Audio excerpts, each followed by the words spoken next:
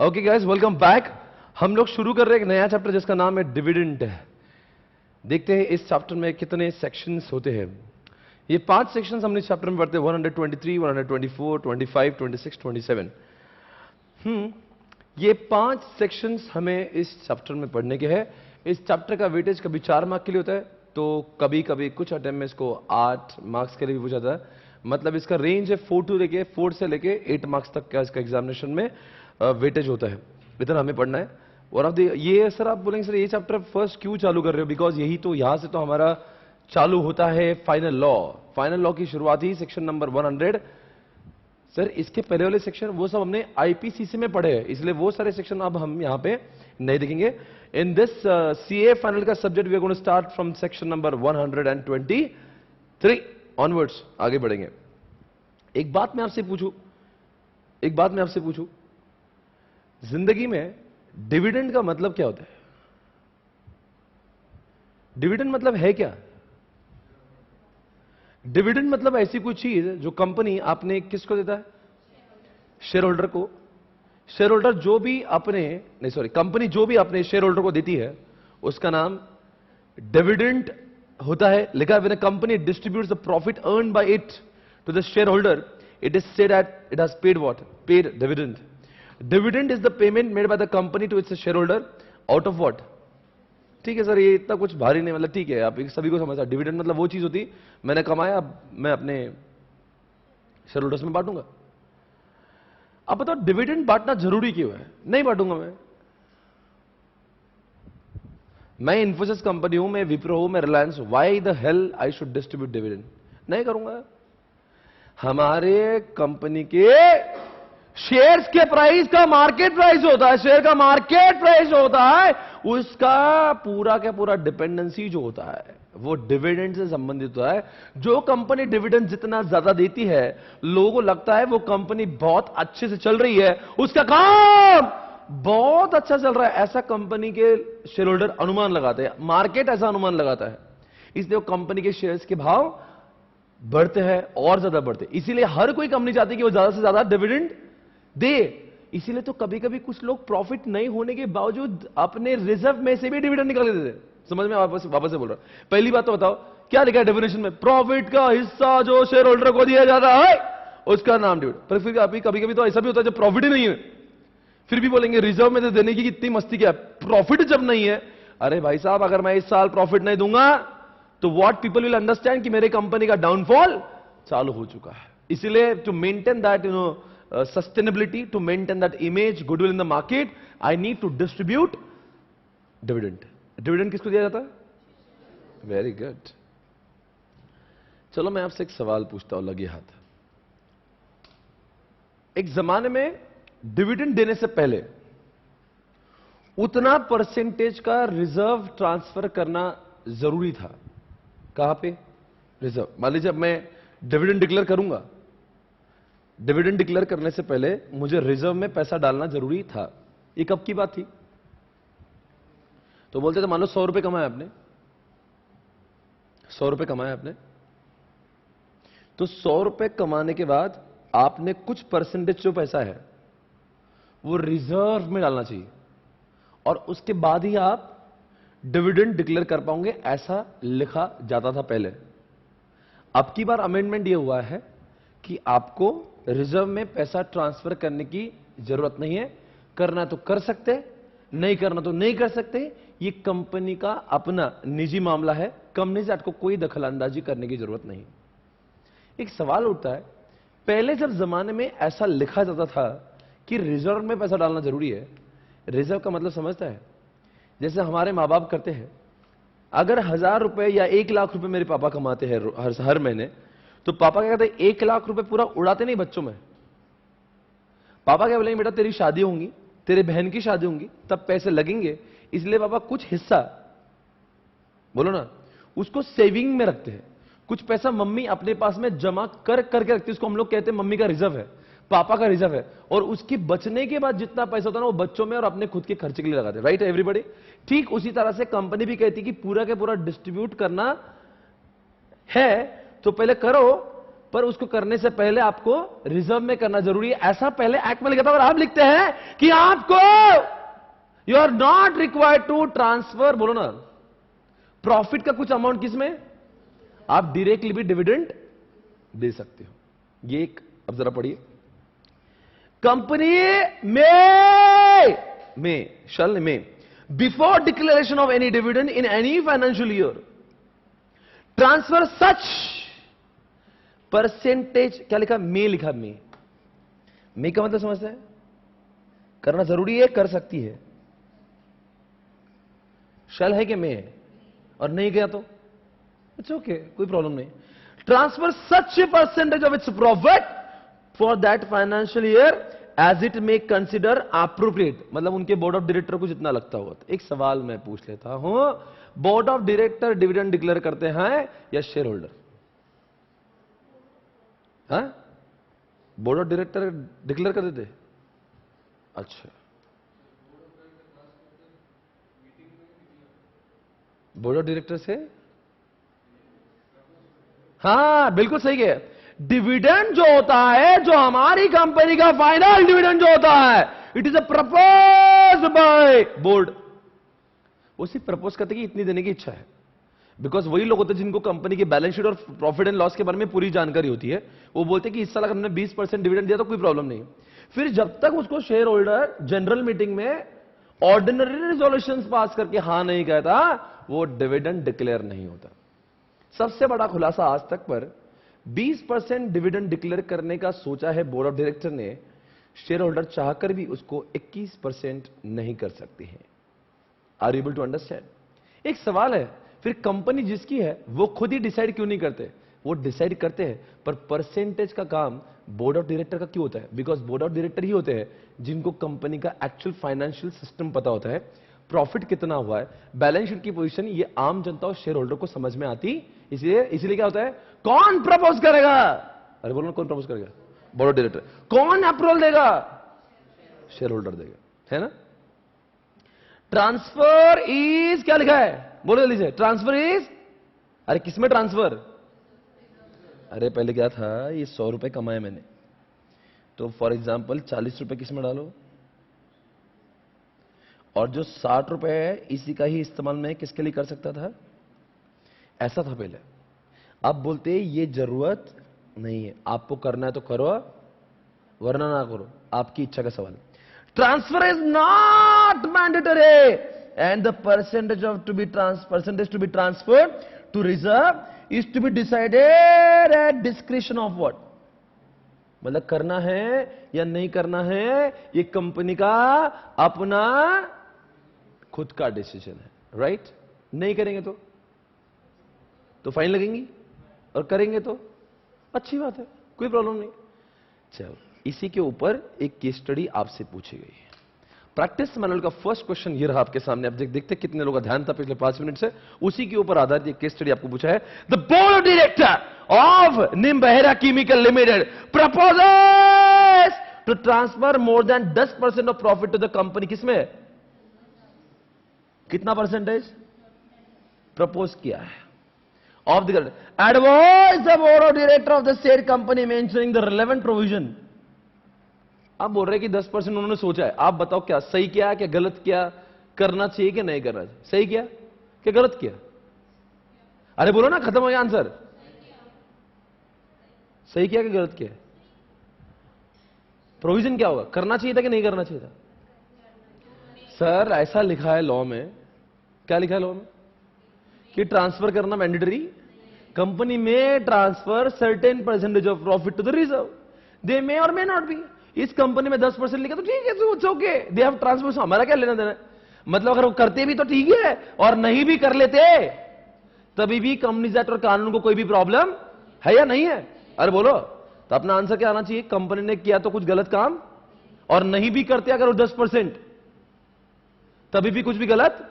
Answer देखिए, the first provision of 123 subsection 1 of the companies act 2013 provides that a company may before the declaration of dividend in any financial year transfer, come on everybody,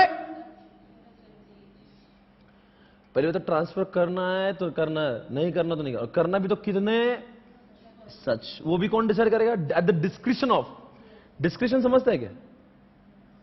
इच्छा, किसकी इच्छा से? उनकी इच्छा से। Of its a profit of the financial year as a consider appropriate, समझ गए? Therefore, under Companies Act, the amount transferred to the reserve out of the profit of financial year has been left at the discretion of common everybody.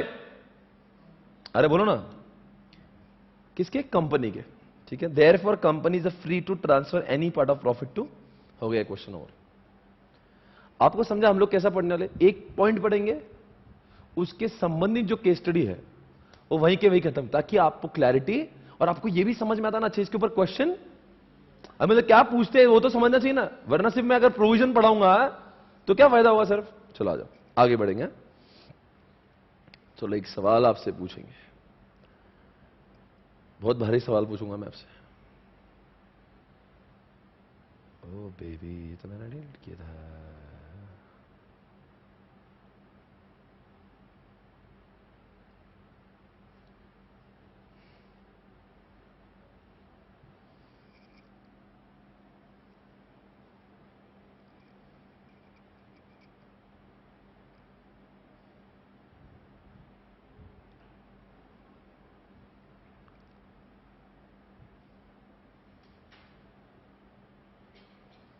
चलो एक सवाल मैं पूछूंगा आपसे, यहां पे ये क्या है? कौन लोग बड़े? Board of director. क्या डिसाइड करेंगे? कि अपने को बांटना है डिविडेंड। तो इनका देखते हैं कि हमारे पास में करंट ईयर का प्रॉफिट है या नहीं है।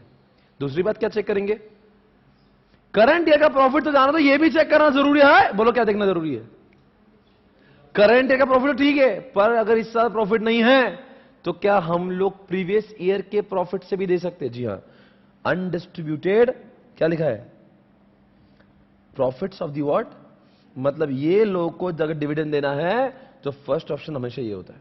अगर यहां पैसे नहीं तो क्या वो पुराने जो पैसे, जो जमा पूंजी है, जो अनडिस्ट्रीब्यूटेड प्रॉफिट का मतलब है, एक तो P&L अकाउंट का क्रेडिट साइड, या फिर जो आपके रिजर्व होते हैं उसमें से भी वो देने का सोच सकते हैं।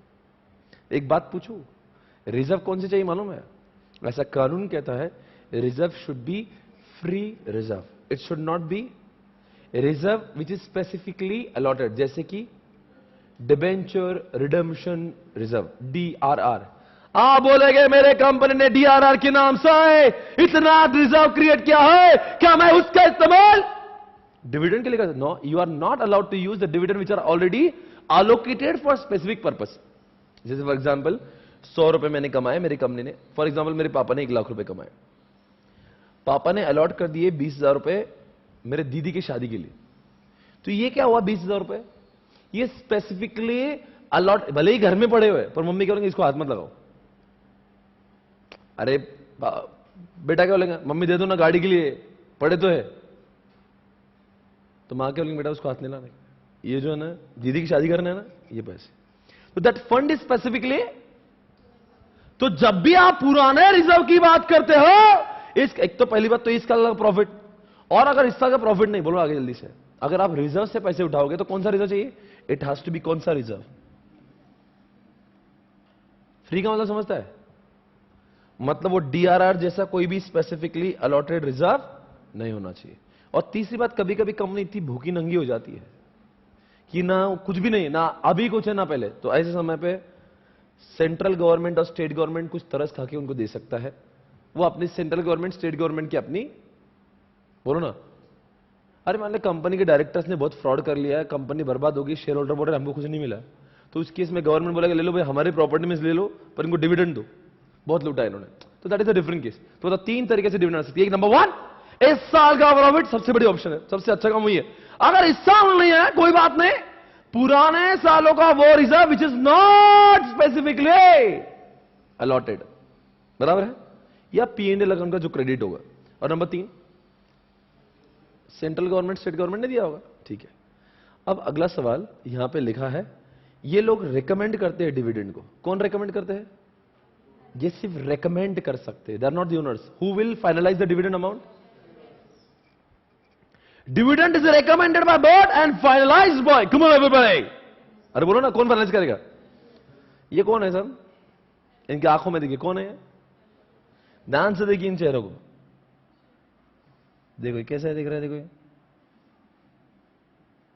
ये देखो कैसे दिख रहे हैं, इनकी आंखों में कुछ दिख रहा है? हाँ उम्मीद, बेटा बहुत आगे जाए, क्या बात है, उम्मीद दिख रही है। ध्यान से देखिए आदमी क्या कर रहा है, क्या कर रहा है ये? वो पुकार रहा है कि हम बोर्ड ऑफ डायरेक्टर ने ये फैसला किया है कि आपकी बार का डिविडेंड 20% होना चाहिए। वो सिर्फ ऐलान कर रहा है, देखो चीख रहा है, ये चीख रहा है, बाकी लोग क्या कर रहे हैं? सब सुन रहा है ना। अब बताओ हां कब बोलेंगे? जब इन्होंने हां कह दिया, members in AGM declare dividend by passing what, come on everybody. समझा क्या मतलब? वो पुकारता है, ये लोगों ने अगर ओआर की मोहर लगा दी, मान लो इसने बोला 20% और सबने बोल दिया ठीक है, ओआर मतलब समझता है 51% इतने लोगों ने या उससे ज्यादा लोगों ने हां कह दिया, बोलो जल्दी, तो उसका मतलब हुआ इस पर मोहर लग चुकी है, ये ओआर हो चुका है। आपको स्पेशल रेजोल्यूशन समझता है, जहां पे कितना परसेंटेज चाहिए? 76% होते हैं, मतलब 75 से ज्यादा, मतलब फिर 76 मानते हैं। आपको यूनानिमस समझता है? यूनानिमस रिजोल्यूशन भी होता है जिसमें 100% हर कोई इंसान जो बैठा हुआ है, एक भी इंसान उसके अगेंस्ट में नहीं गया हो। मैं एक बात पूछना चाहूंगा आज लगे हाथ, जब भी जनरल मीटिंग होती है ना, उसमें दो टाइप के रिजोल्यूशन थे, एक ओआर एक एसआर, और एक जनरल मीटिंग के, जनरल मीटिंग मतलब शेयर होल्डर की मीटिंग। सर अभी हम इस पूरे सिलेबस में कौन से मीटिंग पर ज्यादा और कौन से मीटिंग की बात करेंगे ज्यादा? बोर्ड मीटिंग की बात करें। सर जनरल मीटिंग क्यों नहीं? बिकॉज जनरल मीटिंग का सिलेबस आईपीसीसी में कवर हुआ है, तो हम लोग क्या करेंगे? ये बोर्ड मीटिंग। बोर्ड मीटिंग में दो टाइप के रिजोल्यूशन थे, एक बोर्ड रिजोल्यूशन और एक यूनानिमस रिजोल्यूशन। ओआर एसआर इधर नहीं बोलते बेटा, हालांकि बोर्ड रिजोल्यूशन 51% वाला ही होता है और ओआर भी 51% होता है, ये 76% और ये 100% होता है। पर यहां पे कभी भी आप ऐसा नहीं बोलना बोर्ड मीटिंग में ओआर पास हुआ, नहीं, शब्द ही गलत है। बोर्ड मीटिंग ने क्या पास किया? Board resolution. Board resolution means he ordinary resolution. और अगर आप बोलेंगे बोर्ड मीटिंग में कभी भी स्पेशल रिजोल्यूशन नहीं होता, एक तो बीआर होगा वरना यूआर होगा। यूनानिमस मतलब क्या? मान लो 14 लोग बैठे ऑफिस में, बोर्ड ऑफ डायरेक्टर की मीटिंग में 14 लोग है और 14 के 14 लोग सभी एक जैसा बोल रहे, एक भी अगेंस्ट में नहीं है, तो बोलेंगे क्या हुआ? यूनानिमस। फॉर एग्जांपल मेरे ऑर्गेनाइजेशन में 15 डायरेक्टर है और 12 ही लोग आए उस दिन मीटिंग में और 12 के 12 हाँ कह रहे, तो फिर भी बोलना यूआर है। जितने लोग प्रेजेंट है नोटेड है, जो लोग प्रेजेंट है जिन्होंने वोट किया उसमें से एक भी आदमी ने अगेंस्ट में नहीं बोला, तो बोलना कि यूआर हो गए। समझ गए क्या? ये क्यों बोला? बिकॉज बार बार आएगा ना आपको, आप बोलेंगे क्या है ऐसा एसआर क्यों है? इधर एसआर मत लिखना बेटा कभी, इधर एसआर होता ही नहीं, और इधर समझ गया ओआर नहीं बोलना, यहां पे क्या बोलेगा? Board resolution, right? Okay fine. अब यहां पे डिविडेंड फाइनल हो गया। अब चलो इसका प्रोसीजर है, अब हम लोग सेक्शन नंबर 123 124 की बात करेंगे और 125। अब मैं आपके सामने ऐसा प्रेजेंटेशन प्रस्तुत करने जा रहा हूं जो 3 सेक्शन को कंबाइंड करता है। कितने सेक्शन को? 3, 123, 124, 100। ये अपना मेरा खुद का क्रिएटिविटी है जिसमें मैंने तीनों सेक्शन को पढ़ा और उसको आपके सामने ऐसा प्रेजेंट किया।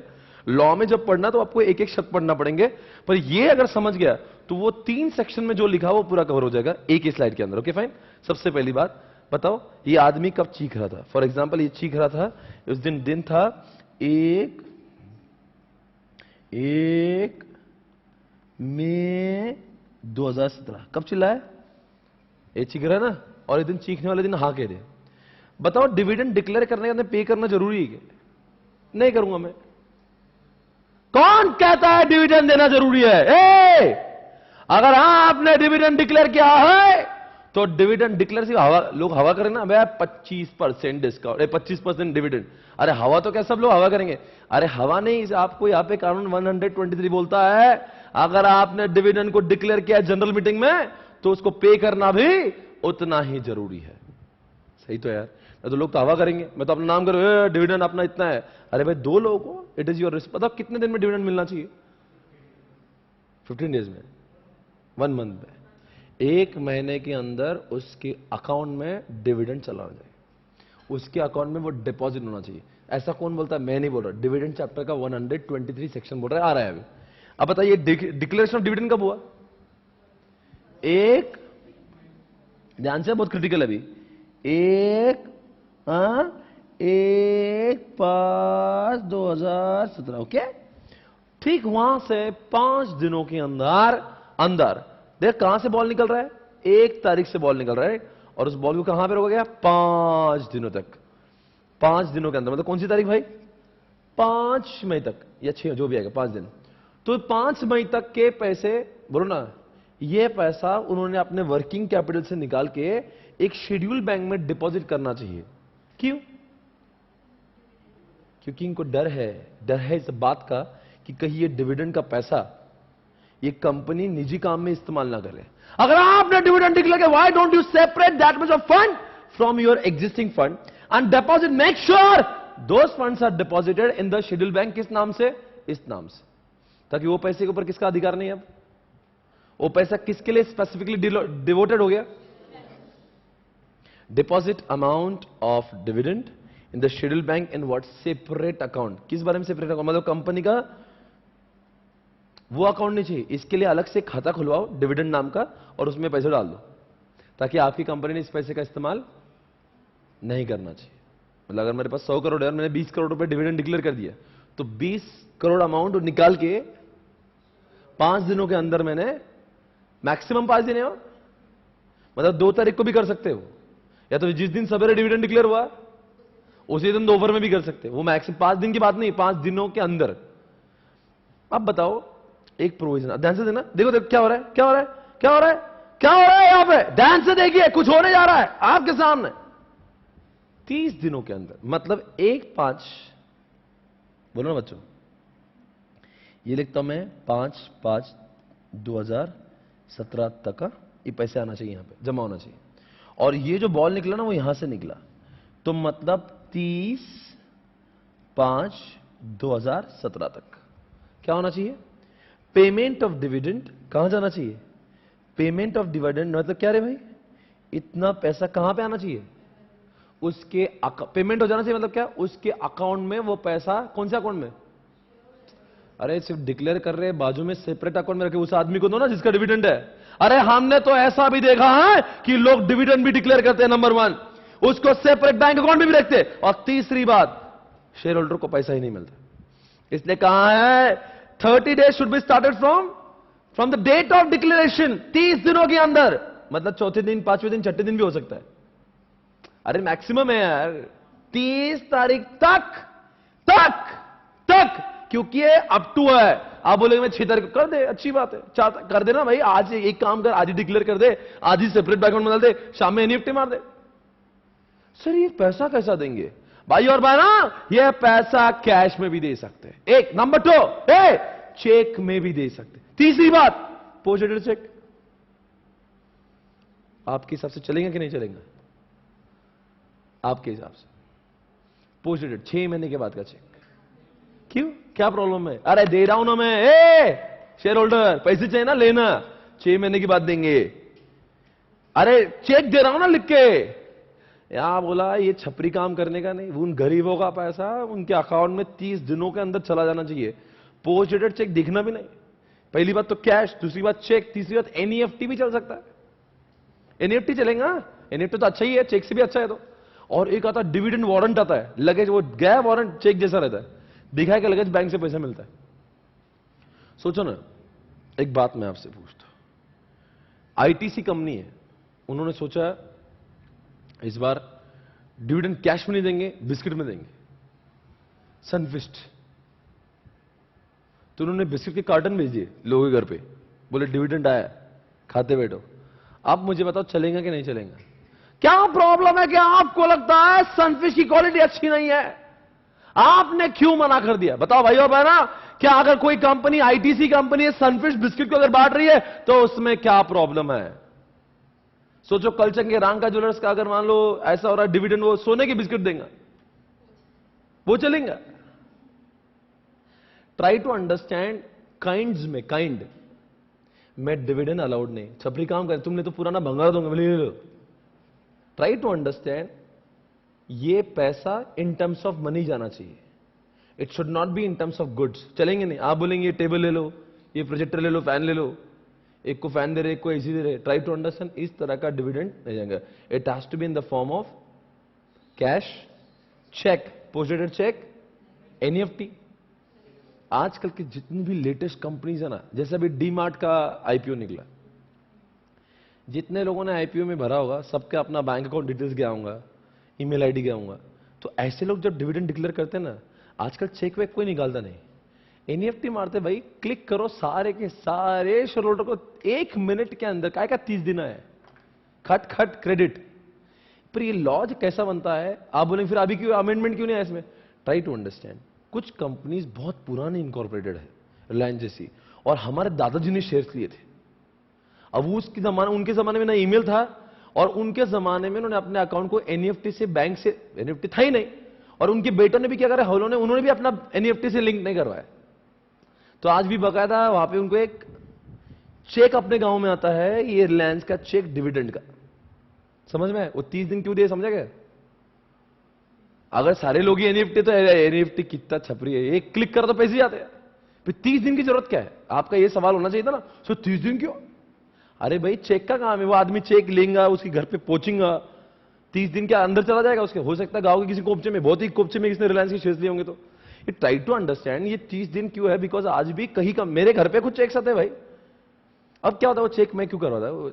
अरे शेयर्स ही 10-20 है, डिविडेंड कितना था, 11 रुपए, 3.25 रुपए। अभी क्या उसके लिए एनईएफटी कराओ? वो खर्चे को, मतलब वो मेहनत को भी महंगा है।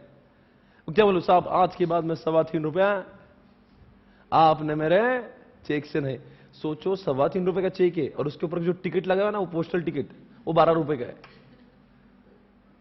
मतलब कितने, पर फिर भी दे आर सपोज टू देना चेक। वो 3.25 रुपए का चेक देखने को भी कितना हलकट जैसा लगता है, फिर भी आपको देखना है।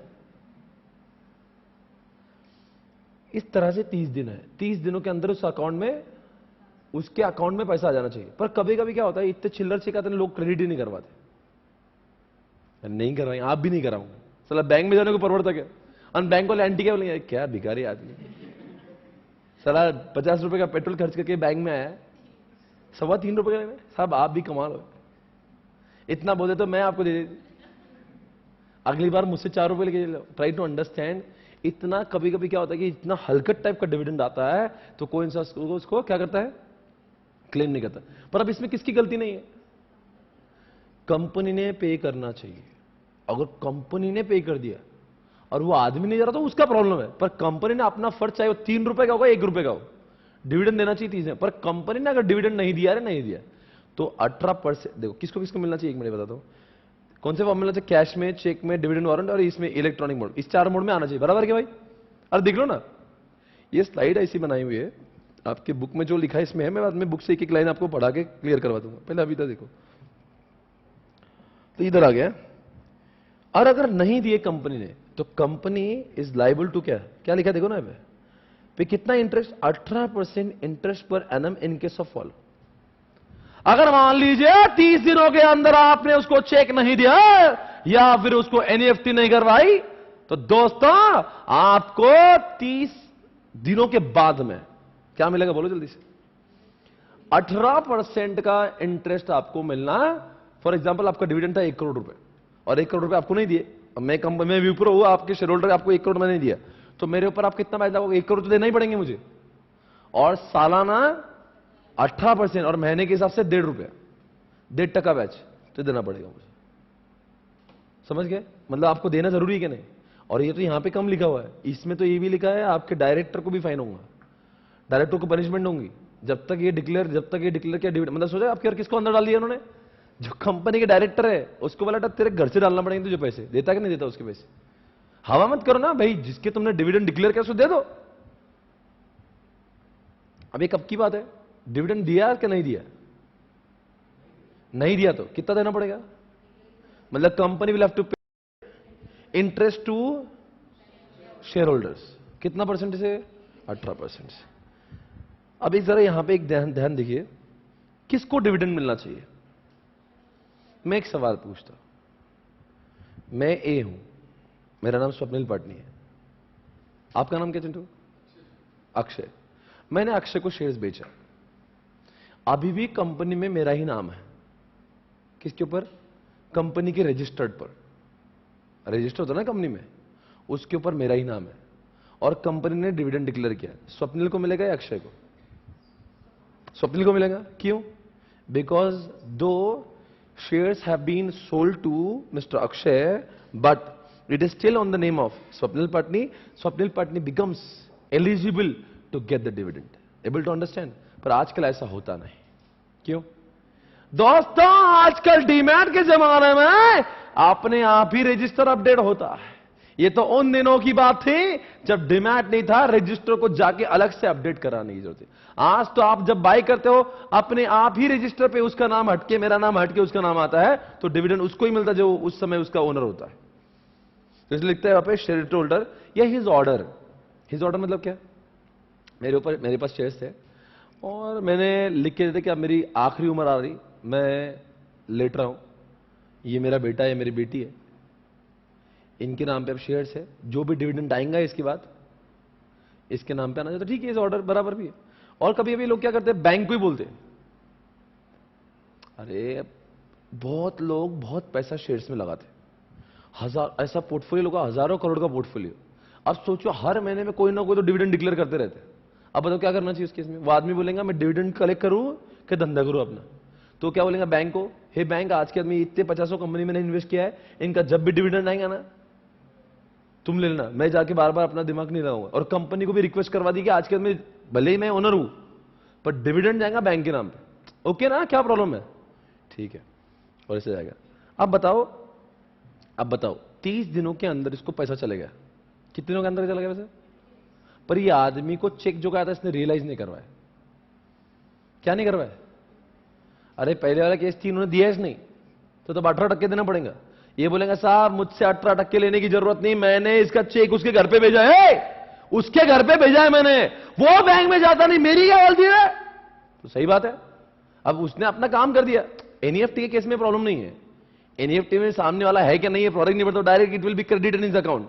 But when the cheque comes in picture it may be deposited, it may not be deposited. अब सोचो ऐसे चिल्लर 2 रुपए 5 रुपए 10 रुपए वाले, वो आदमी के लिए भले 10-10 रुपए की वैल्यू बहुत कम है, बट एग्रीगेट में जब लाखों करोड़ों जो शेयर होल्डर मिलेंगे, बोलो ना, तो इट बिकम्स करोड़ों का वैल्यू.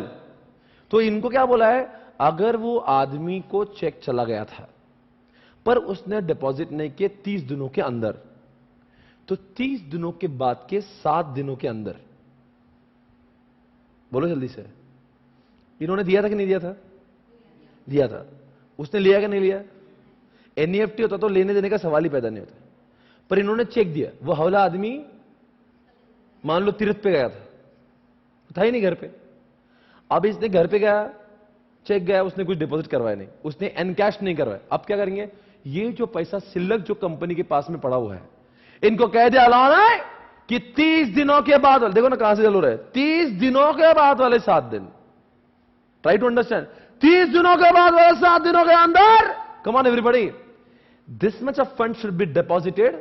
अरे बोल रहे ने, ये पैसा अब की बार डिपॉजिट होगा अनपेड डिविडेंड अकाउंट में, वो भी शेड्यूल्ड बैंक में. क्या लिखेंगे कि भाई हमने एग्जाम्पल दे रहा हूं, 100 करोड़ का डिविडेंड डिक्लेयर करा. कितने करोड़ का? 80 करोड़ लोगों ने ले लिया. अब जो 20 करोड़ रुपए जो लोगों ने नहीं लिया, एनकैश नहीं किया, वो 20 करोड़ रुपया आपको अनपेड डिविडेंड अकाउंट में क्रेडिट करना पड़ेंगे. Is it okay? कोई शक है सवाल? और अगर यह आदमी ने जो डिविडेंड डिक्लेयर करने के बाद में जो लोगों ने नहीं लिया, और तो उनको अनपेड में डिपॉजिट करना जरूरी था, पर इन्होंने अनपेड में डिपॉजिट किया ही नहीं. अब बताओ किसकी गलती हुई? This mistake is committed by the company. They have not deposited this much of fund. किसमें? अनपेड डिविडेंड अकाउंट में. उस केस में कंपनी विल हैव टू पे 12% का इंटरेस्ट जब तक वो डिपॉजिट नहीं करेंगे. किसको भरना पड़ेंगे? अब कई लोगों को कंफ्यूजन हो रही है, 18% क्या 12% क्या? 30 दिनों के अंदर उस आदमी को पैसे नहीं दिए तो आदमी को इज्जत से आपने कितने पैसे देना? 18%. किसको देना पड़ेंगे? Company will give to shareholder. बराबर, company will give to shareholder. अब वो शेयर होल्डर को पैसे हमने दे दिए थे पर उसने हौले ने इनकैश नहीं किए, अब मेरी तो गलती नहीं, पर मैंने कहां रखना चाहिए था उसको? I was suppose to deposit किस में, बोलो ना, अनपेड डिविडेंड अकाउंट, वो भी शेड्यूल बैंक में। पर कितने दिनों के अंदर? 7 दिन। 7 दिन कब से चलूंगे? 30 दिन के बाद वाले 7 दिन। पर अब मैंने बैंक में जमा नहीं करवाया। बताओ मुझे, मतलब मेरा क्या इच्छा होंगी? अभी 20 करोड़ रुपए मैं अपने धंधे में यूज करना चालू कर दिया।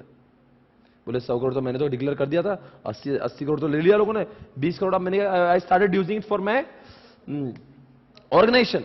तो गवर्नमेंट कहती है ये तुम्हारा पैसा नहीं है, ये किसी और की अमानत है, वो तुम्हारे नहीं, तुम्हारा कोई हक उस पैसों पर नहीं। It has to be deposited in separate account. और अगर नहीं करोगे तो 12% का बैच चलूंगा। सवाल उठता है 12% कब से चलूंगी? कौन से दिन से बैच चलूंगा? आपके पास ऑप्शन है 31st डे या 38th डे।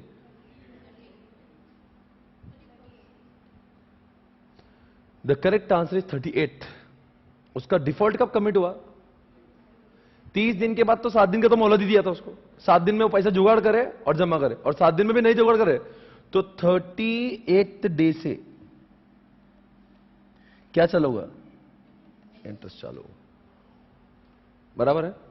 पर एक सवाल मैं पूछूंगा, 20 करोड़ देना थे, 15 करोड़ डिपॉजिट कर दिए, 5 करोड़ डिपॉजिट नहीं किया। अरे नहीं होगा पैसा यार उसके पास में, वो बोले मैंने खर्च कर दिया, अभी मेरा स्टॉक में इन्वेस्टेड है।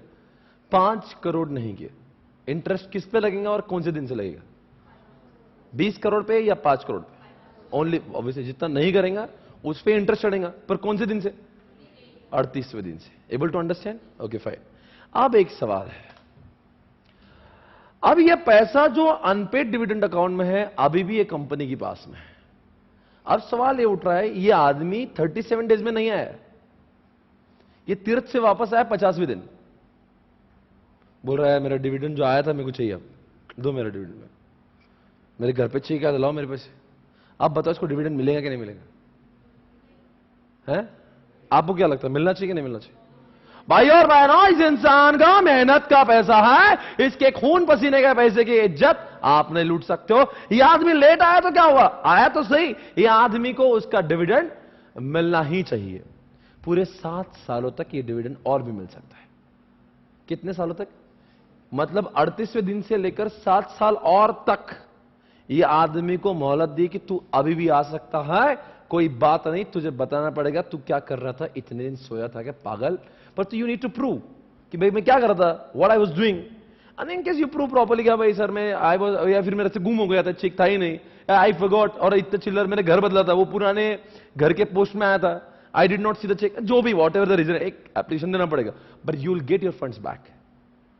समझ में आ रहा है? कितने सालों तक? 7 सालों तक। पर यहां पे एक बीच में एक चीज आई, 90 दिन। कितने दिन? 38वें दिन से 90 दिन। 38वें दिन से 90 दिन क्या होगा इन दिनों में?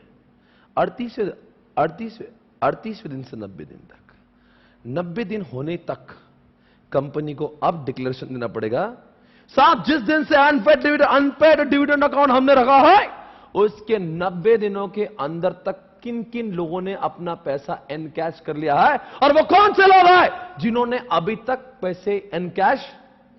अरे 3 महीने की और मोहलत दे दी भैया। देखो बहुत सारे लोग तो 3 महीने में आ ही जाएंगे ना। अरे कंपनी को नोटिस देंगे, ईमेल देंगे, कुछ भी करेगी, पर जो लोग आ जाएंगे। तो 3 महीने के बाद में कंपनी को, मतलब फॉर एग्जांपल विप्रो ने इशू किया, मतलब डिविडेंड दिया है, अब वो क्या करेंगे 38 डेज के अंदर पैसे अनपेड डिविडेंड अकाउंट में डाल देंगे। तो उसके 90 दिन के अंदर जितने लोगों ने अपना क्लेम किया, फॉर एग्जांपल 20 करोड़ था, 20 करोड़ में से 12 करोड़ लोगों ने क्लेम कर दिया, अब कितना बाकी है? तो 8 करोड़ वाले लोग कौन से हैं, उनका नाम क्या है, उनका पता क्या है और उनका डिविडेंड क्या है, वो सारी चीजें विप्रो को अपने वेबसाइट पे लिखना पड़ेगी कि इतने फलाना लोग हैं, इनके पैसे अभी भी हमारे पास मौजूद है। और उस वेबसाइट पे भी डालना पड़ेगा। कौन सी वेबसाइट पे? जो आपको कंपनीज एक्ट ने बोली होगी, उस प्रिस्क्राइब्ड वेबसाइट में भी आपको डालना पड़ेगा कि मैं Wipro company, I have declared dividend और I have deposited this fund in what, किसमें? अनपेड डिविडेंड अकाउंट में। पर 90 दिन अब बीत चुके, फिर भी ये दरिंदे, ये कमीने, ये कुत्ते अभी तक नहीं आए। समझ में आए? सर ये लिखने का क्या, आप बताओ, क्या ये लॉ पहले था नहीं, अभी अमेंडमेंट है, ये पहले था नहीं 90 डेज का क्लॉज? बताओ what is the logic behind this? अरे जो आदमी को अगर पता ही नहीं हो सकता उसके पापा ने कुछ पुराने घर का एड्रेस दिया होगा, अब पापा तो रहे नहीं दुनिया में, अब इसको यही मालूम नहीं थे कि ऐसी भी शेयर्स थे, तो at least through with the help of this website तो चेक तो कर सकता है कि भाई मेरे नाम पे भी कोई डिविडेंड बाकी है कोई, उसको he was not even aware कि उसके पापा ने विप्रो के शेयर्स लिए थे। तो with the help of this website that person will be able to understand, अच्छा मेरे पैसे भी थे क्या, ओके ठीक है लेट्स क्लेम इट। तो इसलिए तो बोला वेबसाइट पे डिस्क्लोज करो, और 90 दिन के अंदर जो आए नहीं उनको सिर्फ डिस्क्लोज करना है। किसको? Wipro company will have to disclose on the website. आगे चालू है मेरी कहानी, मैं 3 सेक्शन का मैशअप कर रहा हूं, मैं 3 सेक्शन आपको साथ में पढ़ा रहा हूं, 123, 24, 25, ठीक है। अब आगे बढ़ना, अब सोचिए अब कुछ होने वाला देखा, if not claim then prepare a report containing name address and all that. अब देखना कुछ चालू हो रहा है, देखो कहां से चालू हो रहा है, कहां से चालू हो रहा है, 38वें दिन से लेके 7 सालों तक भी यह आदमी, पहले 90 दिन में भी नहीं और बाद में भी नहीं है, 7 साल बीत गए भाई और बहना, यह आदमी अब तक ऐसा सोया है, he did not claim his dividend। अब क्या किया जाए? 7 साल बीत गए, सेपरेट बैंक अकाउंट में रखा था जिसका नाम था unpaid dividend account. Still that person did not come, he did not claim the dividend. Now the question is what is to be done with this amount? 7 सालों में पैसा शेड्यूल बैंक में रखा, उसका इंटरेस्ट भी जमा होगा, तो जो इंटरेस्ट है और जो अमाउंट है, अब उससे क्या किया? अब 2 चीजें यहां पे आ गई, कौन सी कौन सी? 7 साल में पैसा डबल भी हो सकता है भाई, अरे बोलो ना, ये तो डिविडेंड की अमाउंट होगी और साथ में इंटरेस्ट कहा जाएगा दोनों पैसा। अब हो जाएगा एक सेपरेट अकाउंट में जिसका नाम है IEPF, जिसका लॉन्ग फॉर्म है investor education and protection fund. Bharat सरकार की योजना है, सेक्शन 125 सब सेक्शन 1 में भारत सरकार ने अभी अभी हाल ही में निर्माण किया ये फंड है, जिसमें कहते कि ऐसे जितने भी लोग हैं, पहले ये सेक्शन का नाम था 205C, अब वो सेक्शन डिलीट हो गया, वो 205C था वो 1956 का था, उसके रिप्लेसमेंट में अब नया सेक्शन पैदा हुआ है 125। ये क्यों बोला मैंने? बिकॉज ये अभी अभी नोटिफाई हुआ है, जो लोग मई में अटेम्प्ट दे रहे हैं उनको भी ये सेक्शन एप्लीकेबल हो चुका है, जिसमें लिखा है 125 सब सेक्शन 1। इसमें IEPF का निर्माण करने वाला और कोई नहीं, भारत सरकार होगा। भारत सरकार ऐसे फंड को निर्माण करेगा और जितने भी लोग 7 साल तक क्लेम नहीं करेंगे, अब वो पैसा अनपेड डिविडेंड अकाउंट से हटकर it will become the property of central government. इसके बाद में भी वो आदमी जिंदा होकर आया और वो क्लेम कर रहा है, तो आप मुझे बताओ पैसे मिलेंगे या नहीं मिलेंगे? क्या लगता है आपको, मिलेगा या नहीं मिलेगा? क्या लगता है आपको भाई और बहना? 7 साल तक भी ये नहीं आया, पहले 30 दिन में भी नहीं आया, 7 दिन वेट किया और 7 साल में भी नहीं आया। अब क्या किया? The funds are what? This funds are transferred to IEPF। नाम में लिखा, ये ऐसा फंड है जिसका इस्तेमाल अवेयरनेस के लिए किया जाएगा। भारत सरकार इस पैसे का उपयोग, नाम में लिखा इन्वेस्ट, नाम में लिखा सब कुछ, इन्वेस्टर को एजुकेट करवाएगा, इन्हीं पैसों से ट्रेनिंग देगा ताकि अगली बार तुम अच्छे से रिफंड लिया करो या फिर डिविडेंड लिया करो। और प्रोटेक्शन फंड, सत्यम जैसी कंपनी में जो लोगों का पैसा डूब गया है, हो सकता है this funds can be utilise to protect such kind of share holders which has suffered losses. तो ये ऐसा फंड है भारत से, इसका सीजी मतलब मोदी जी का कंट्रोल है इसके ऊपर। अब से सवाल है, 7 साल के बाद में आदमी आया, इसको पैसे मिलना चाहिए कि नहीं मिलना चाहिए? And the answer is yes, मिलना चाहिए। अमेंडमेंट के पहले था इस आदमी को अपने पैसे नहीं मिलेंगे, अब की बार कहा है सपोज उसके पास में कुछ, अब देखो लॉ ने क्या 125 सबसेक्शन 3 में लिखा है कि इसको डिविडेंड भी, ये जो पैसा जमा होगा तो लोगों को डिविडेंड वापस मिलना चाहिए। फिर सवाल हो सर 7 साल के बाद में क्यों दे रहे? अरे हो सकता है ही मस्ट ऐसा देखो, और अब की बार पैसा कंपनी से नहीं लेना है, आपको सेंट्रल गवर्नमेंट से लेना है। अब बताओ सीजी ऐसा पैसा छोड़ दी क्या? सवाल उठ रहा है सेंट्रल गवर्नमेंट इतने आसानी से देंगे? कंपनी तो भी दे देंगी।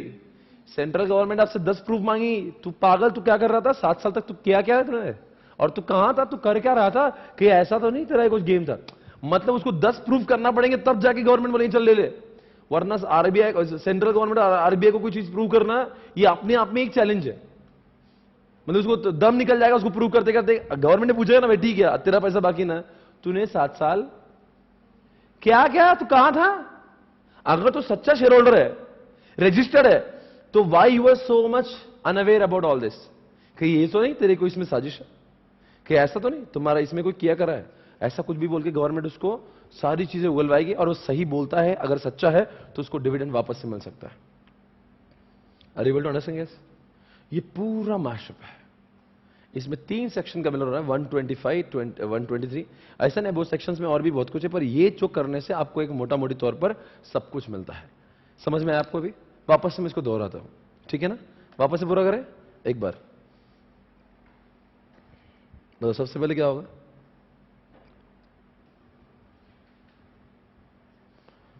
बोलो, नंबर 1 क्या हुआ? डिविडेंड को डिक्लेयर करने के with in 5 days the fund should be deposited in what? Come on everybody. Schedule bank. 5 दिनों के अंदर पैसा डिपॉजिट होना चाहिए। वहां से आगे बोलो।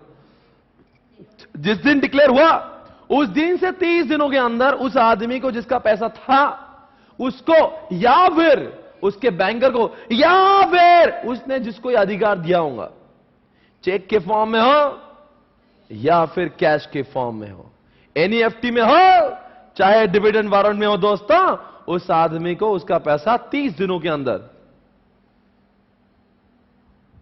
बराबर है? एक तो रजिस्टर होल्डर, हिज ऑर्डर और हिज बैंकर, कौन से फॉर्म में? इन कैश, चेक, बराबर है? और अगर नहीं दिया तो क्या? कंपनी विल हैव टू पे 18% पर एनम का इंटरेस्ट किसको?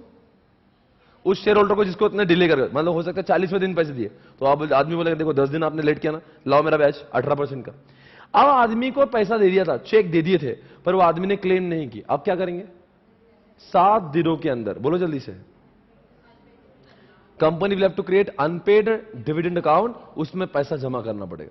अगर if company fails to deposit funds in unpaid dividend account, then company will have to pay interest of 12% per annum to the government. Okay, एक सवाल मैं पूछूंगा, ये interest जाएगा किसको और पहला वाला इंटरेस्ट जाएगा किसको? 18% इंटरेस्ट जाएगा, वो आम आदमी को जा रहा है, इसलिए 18%, बिकॉज आम आदमी का पैसा मतलब तो बहुत गरीब आदमी, और गवर्नमेंट को क्या बोला, तुम 12% में खुश हो जाओ, ठीक है ना? अब सवाल उठ रहा है, क्या उठेगा सवाल? 90 दिनों के अंदर जो हुआ, और अभी भी जो लोग भिखारी बाकी है, उसके बारे में उसका नेम, एड्रेस, कितना डिविडेंड बाकी, बोलो जल्दी से, वेबसाइट पे डालना चाहिए। कौन सी वेबसाइट? एक तो उस कंपनी की होंगी या फिर जो भी गवर्नमेंट ने प्रिस्क्राइब की होंगी डाल देना चाहिए। आप बताओ उसके अंदर क्या होगा? 7 सालों तक उसका इंतजार करे और बाद में नहीं आया, this fund should be transmitted. अभी फंड जाएंगे, उसका इंटरेस्ट भी जाएगा। मान लो 400 करोड़ फंड्स है, 20 करोड़ ब्याज है, तो 420 करोड़ रुपया आईपीएफ में जाएगा। भारत में आज भी हजारों करोड़ रुपए आईपीएफ में जमा है, ठीक है ना? हो जाएगा आईपीएफ में। कब जाएगा? 7 साल के पहले या बाद में? 7 साल कहां से चले होंगे? 38 डेज के बाद में। ओके, बहुत बड़ा खुलासा जो अब मैं करूंगा, आप हिल जाओगे इस खुलासे से। ऐसा सवाल है मेरे पास, अब की बार एक ऐसा अमेंडमेंट आया, पहले तो कहा था 7 सालों तक डिविडेंड नहीं लिया तो वो जाएगा आईपीएफ में, अब की बार अमेंडमेंट में ये खुलासा कर दिया, जो आदमी ने, बहुत मजा आएगा मुझे बोलते हुए, मैं वेट कर रहा था इस पल का, आप चौंक जाओगे, आपको शौक लगेगा, ऐसा कैसा अमेंडमेंट है? 2010-11 में कंपनी ने डिविडेंड दिया 12 रुपए, 11-12 में दिया 12 रुपए, 12-13, 13-14, 15 नहीं 14-15, 15-16, 16-17, 18 रुपए, 19 रुपए, 20 रुपए, 21 रुपए, 22 रुपए। और इसके ओनर थे अक्षय कुमार। आप सभी जानते हो अक्षय कुमार के बाद बहुत पैसा है, और इन्होंने इन्फोसिस के शेयर्स ले तो लिए, पर इतने छपरी डिविडेंड के चेक उनके घर पे आए, उन्होंने कभी भी इसका क्लेम नहीं किया। अक्षय कुमार बोलता है ऐसे पैसों को चेक में डिपॉजिट कर, तो मेरे लिए ही एक बेइज्जती की बात हो सकती, लोग बोलेंगे अक्षय कुमार भिखारी हो गए। आप मुझे बताओ, अक्षय कुमार ने इस 12 रुपए को भी नहीं, 12 इन सबको 7 सालों तक का डिविडेंड, 1 2 3 4 5 6 7 7 सालों तक का डिविडेंड, मतलब 2011-12 का भी डिविडेंड नहीं लिया, 12-13 का भी नहीं लिया, हर साल कंपनी डिक्लेयर करती है, और यह आदमी ने एक बार भी पैसा इन कैश। ऐसे केस में कह देंगे कि आप डिक्लेयर हो जाए कि अक्षय कुमार इस दुनिया में नहीं रहे, और इनके पहले तो डिविडेंड लेके जा रहे थे, अब की बार कह देंगे कि अब अक्षय कुमार डिविडेंड लेने आता ही नहीं, और पिछले 7 साल से नहीं है, कि ऐसा तो नहीं अक्षय कुमार को कुछ हो गया, कंपनी और central government, sorry company, central government ऐसा अज्यूम करती है और सेंट्रल गवर्नमेंट कहती है कि हे अक्षय कुमार, तुम्हारे 100 जो शेयर्स है अब उस 7 कॉन्जिक्यूटिव ईयर्स के बाद, मैंने कहा 7 कॉन्जिक्यूटिव, लगातार 7 साल, मैंने वापस शब्द क्या है, लगातार, लगातार कॉन्जिक्यूटिव 7 साल तक अगर यह आदमी आपने डिविडेंड नहीं ले गया तो भारत सरकार इस पैसों को आपकी बार आईपीएफ में डाल देगा। कितना गंदा अमेंडमेंट है। आप सोचिए, वो आदमी ने हल कर, यह आदमी ने इसलिए डिविडेंड नहीं लेकर मर गया था, वो बोल रहा था इतने चिंदे में नहीं लूंगा, पर आप बोला है 1 रुपए का भी डिविडेंड है। अक्षय कुमार हाल ही में मुझे मिला था, बोले क्या हो गया मेरे साथ में, बोले अब मैं कसम खाता हूं, मां कसम, 1 रुपए का भी डिविडेंड 8 आने का भी आया है तो मैं डिपॉजिट करूंगा। क्यों? आपको चेक डिपॉजिट करना होगा, वरना कभी आप डिविडेंड के चक्कर में ऐसा ना हो जाए कि गवर्नमेंट आपके शेयर्स कोई हड़प ले। तो इसलिए मतलब अब क्या हो गया, इनका इरादा क्या है, आपके पैसे ना वो कम है या ज्यादा है, इज्जत से क्लेम करो, और अगर 7 सालों तक नहीं करोगे, एक कैसा amendment, I mean sometimes you feel अरे ये कैसा अमेंडमेंट है, पर ये ऐसा अमेंडमेंट है। मतलब आदमी भोले भाव में जानने बोलेंगे कितना छपरी नहीं करना है, फिर भी करना पड़ा, दर्द हुआ फिर भी करो, आपको अपने डिविडेंड का पैसा नहीं छोड़ना, ये अमेंडमेंट है। अब सवाल उठ रहा है, ये अक्षय कुमार है, इन्होंने सब कुछ काम किया, अब जरा बताइए क्या हो रहा है। 2016 में 8 रुपए, 17 में 12 रुपए, 18 में 15 रुपए, 19 में 12 रुपए, ऐसे डिविडेंड डिक्लेयर हुआ। अब ये आदमी ने 7 सालों तक इसका डिविडेंड क्लेम किया ना, 16 में डिविडेंड डिक्लेयर हुआ था, 7 सालों तक इसको क्लेम्ड इन सेवन नो, तो क्या हो जाएगा इतना पैसा 7 सालों बाद, कहां जाएगा बोलो ना, अरे कहां जाएगा, आईपीएफ में जाएगा ना, कब, अभी मैं डिविडेंड की बात कर रहा हूं, मैं अब आप शेयर्स के दिमाग हटा लो अपना, मैं किसकी बात कर रहा हूं, 7 सालों का, मतलब 2016 का जो डिविडेंड डिक्लेयर किया था तो 2016 में भी नहीं लिया, मैं सिर्फ 2016 की बात कर रहा हूं। 16 में जो 8 रुपए जो डिक्लेयर किए थे, वो 8 रुपए आपने 16 में भी नहीं लिए, वो 8 रुपए 17 में भी नहीं लिए, वो 8 रुपए 18 में नहीं लिए, 19 में नहीं लिए, 20 में नहीं लिए, 21 में, 22 में नहीं लिए, 7 साल बीत गए। अब वो सिर्फ 18 रुपए आपके आईपीएफ में जाएंगे, ऐसे रुक के। अब 2017 में डिविडेंड डिक्लेयर हो कितना रुपए, और आपने क्लेम कर दिया 7 सालों के अंदर, तो आईपीएफ में जाएंगे क्या, अरे क्लेम कर दिया ना, अब आईपीएफ में क्यों जाएंगे, नहीं जाएंगे। अब बताओ 18 रुपए, 2018 में 15 रुपए डिविडेंड डिक्लेयर हुआ, और इस आदमी ने 7 साल में डिविडेंड क्लेम नहीं किया, कितने रुपए, अब बताओ 2018 रुपए की अमाउंट कितने सालों में क्लेम करना चाहिए थी, 18 में क्लेम करना चाहिए थी, 19 में, 20 में, 21 में, 22 में, 23 में, 24 में, 1 साल, 2 साल, 3 साल, 4 साल, 25 तक क्लेम नहीं किया तो क्या होगा, 2025 में पैसा कहां जाएगा, अरे बोलो ना, समझ में आ रहा है कि मैं क्या हो रहा हूं। तो वैसे 19 रुपए, 19 में भी डिविडेंड डिक्लेयर होता है, उसने नहीं लिया 7 साल, तो वो भी जाएगा। 2020 में भी 10 रुपए डिक्लेयर हुआ था, 7 साल में क्लेम कर लिया, तो फिर जाएगा ही नहीं। इसका क्या होगा, ये डिविडेंड क्लेम नहीं किया इसने, 7 सालों में क्लेम नहीं किया, अरे नहीं किया मतलब क्या हुआ, जाएगा ना, कहां जाएगा, आईपीएफ में, और ये 7 सालों में क्लेम कर लिया, जाएगा, क्लेम कर लिया मतलब नहीं जाएगा। सवाल ये नहीं था। अब मेरा सवाल, ये तो बहुत छपरी था, क्या जाएगा, 7 सालों में क्लेम कर दे तो नहीं जाएगा, और 7 सालों में उस आदमी ने क्लेम कर लिया तो आईपीएफ में नहीं जाएगा, तो उसमें वो कोई डिफिकल्ट नहीं रहे, 7 सालों में क्लेम नहीं कर रहा आईपीएफ में जाएगा, वो तो कितना इजी, कौन क्या जाएगा, पर डिविडेंड क्या शेयर्स, ये डिविडेंड चालू है। अब जो मेरा सवाल है वो दिल दहलाने वाला है, but what about shares, whether it will be transfer to IPF account, क्यों, 7 सालों तक देखो इस आदमी ने डिविडेंड लिया था कि नहीं लिया था,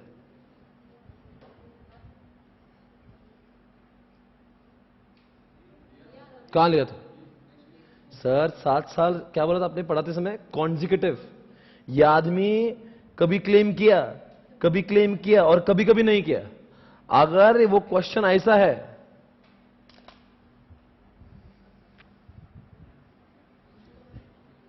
मैं डिविडेंड की बात नहीं कर रहा हूं, मैं शेयर्स की बात कर रहा हूं। जवाब दो। 7 साल में यह आदमी कभी भी आपने डिविडेंड को डिक्लेयर नहीं किया, डिक्लेयर नहीं किया। आप बताओ इसके शेयर्स, मैं डिविडेंड की बात नहीं कर रहा, डिविडेंड तो जाएगा हर 7 साल के बाद में, पर ये आदमी ने 16 का डिविडेंड नहीं लिया, 17 का नहीं लिया, 18 का, 19 का, 20 का, 21 का, 22 का नहीं लिया, और 7 साल के डिविडेंड 7 बार कंपनी ने डिक्लेयर किया, पर इस आदमी ने एक बार भी नहीं किया क्लेम। बताइए, लगातार 7 साल में एक बार भी नहीं लिया। बोलो जल्दी से। अब ये तो जान दो, ये तो जाएगा। But what about shares, whether it will be transfer to IPF?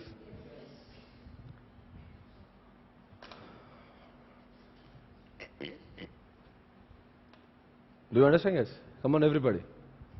समझा के? कोई शक, सवाल? पक्का? कोई डाउट है आपको? बोलो बोलो। कुछ भी डाउट नहीं? क्या लिखा है? Because share holder did not claim dividend for 7 consecutive years। समझा क्या?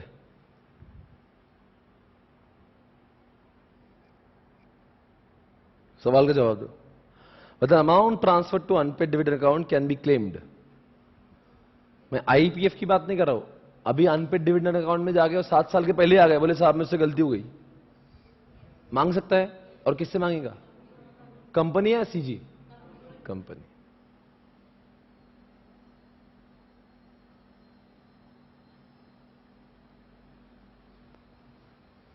समझा क्या लिखा है?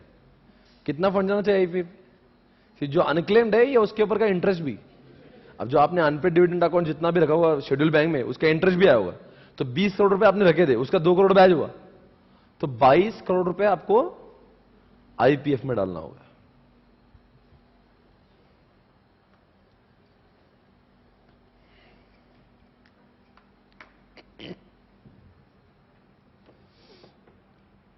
मेरे सवालों का जवाब दो ना। बोलो भाई, क्या लिखा? क्या share holder demand the shares which are deposited in IPF account. Come on baby.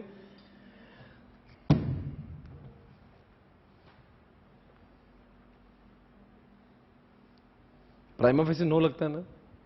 Dividend का भी आपने नो ही बोला था। आपने क्या बोला? 7 साल बाद जब डिविडेंड होगा, एक आदमी ने 7 साल तक डिविडेंड नहीं लिया, तो क्या हो जाएगा? आईपीएफ में जाएगा। वो भी पैसा ले सकता है, पर पैसा कहां से लाना पड़ेगा? सीजी से। ये भी पैसा कहां गए? ये शेयर्स कहां गए? तो ये पैसा ढूंढ लो। इसके शेयर्स 100 रुपए के शेयर्स, फॉर एग्जांपल ये इन्फोसिस के शेयर्स के रेट 1300 रुपए होंगे, और 1300 रुपए मल्टीप्लाइड बाय 100, ये तो 1,30,000 की वैल्यू होगी ना। तो फिर आप ये छोड़ देंगे क्या उसको? अक्षय कुमार बोलेगा मैं भले अक्षय कुमार हूं, पर मेरे लाओ 100 शेयर्स लाओ मेरे। पर क्या लिखा? Provided proper procedure is followed and sufficient documents are, कि भाई कि what was the reason behind that why I could not claim my dividend since last 7 years। I should have some sufficient reason. या फिर मैं लिख दूं, मैं आज के बाद मैं प्रतिज्ञा लेता हूं, मेरी जिज्ञासा है कि मैं डिविडेंड ले लूं, आज के बाद में ऐसा कभी होगा। अरे जो भी वॉट एवर इट इज यार, बट उसको अपने अपने शेयर्स वापस मिलेंगे और उसको अपने डिविडेंड भी वापस मिलेंगे। समझ में आया क्या? Everybody got it? Hey guys come on. क्या लिखा है ये?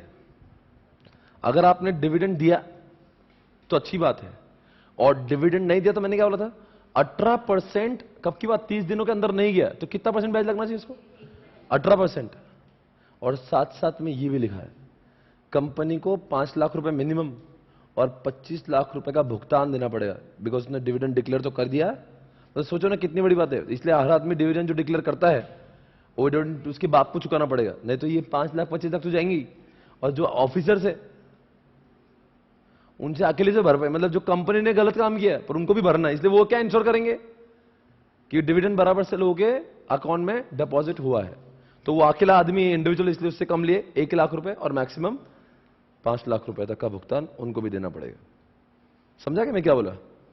एक गाइस कमन कमन, आपको समझा हमने क्या पढ़ा? अरे बोल रहे नहीं आप? Yes sir, we have understood, no problem. मुझे एक बात कहना थी। चलो मैं आपको ये बुक से पढ़ाऊंगा, सेक्शन नंबर 124 जो आपके बुक में लिखा हुआ है, उसका पीपीटी मैंने यहां पर डाला। कौन सा सेक्शन? Section number 124। ठीक है ना?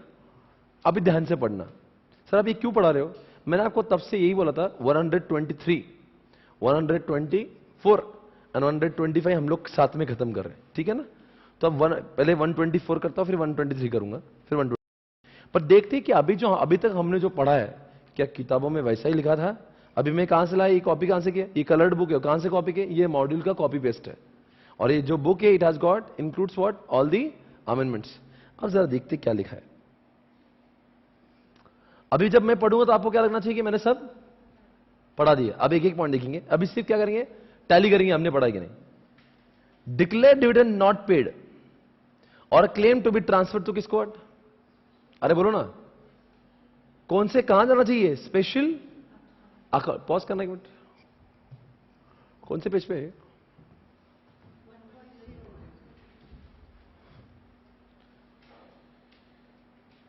नसे क्या चली हवा।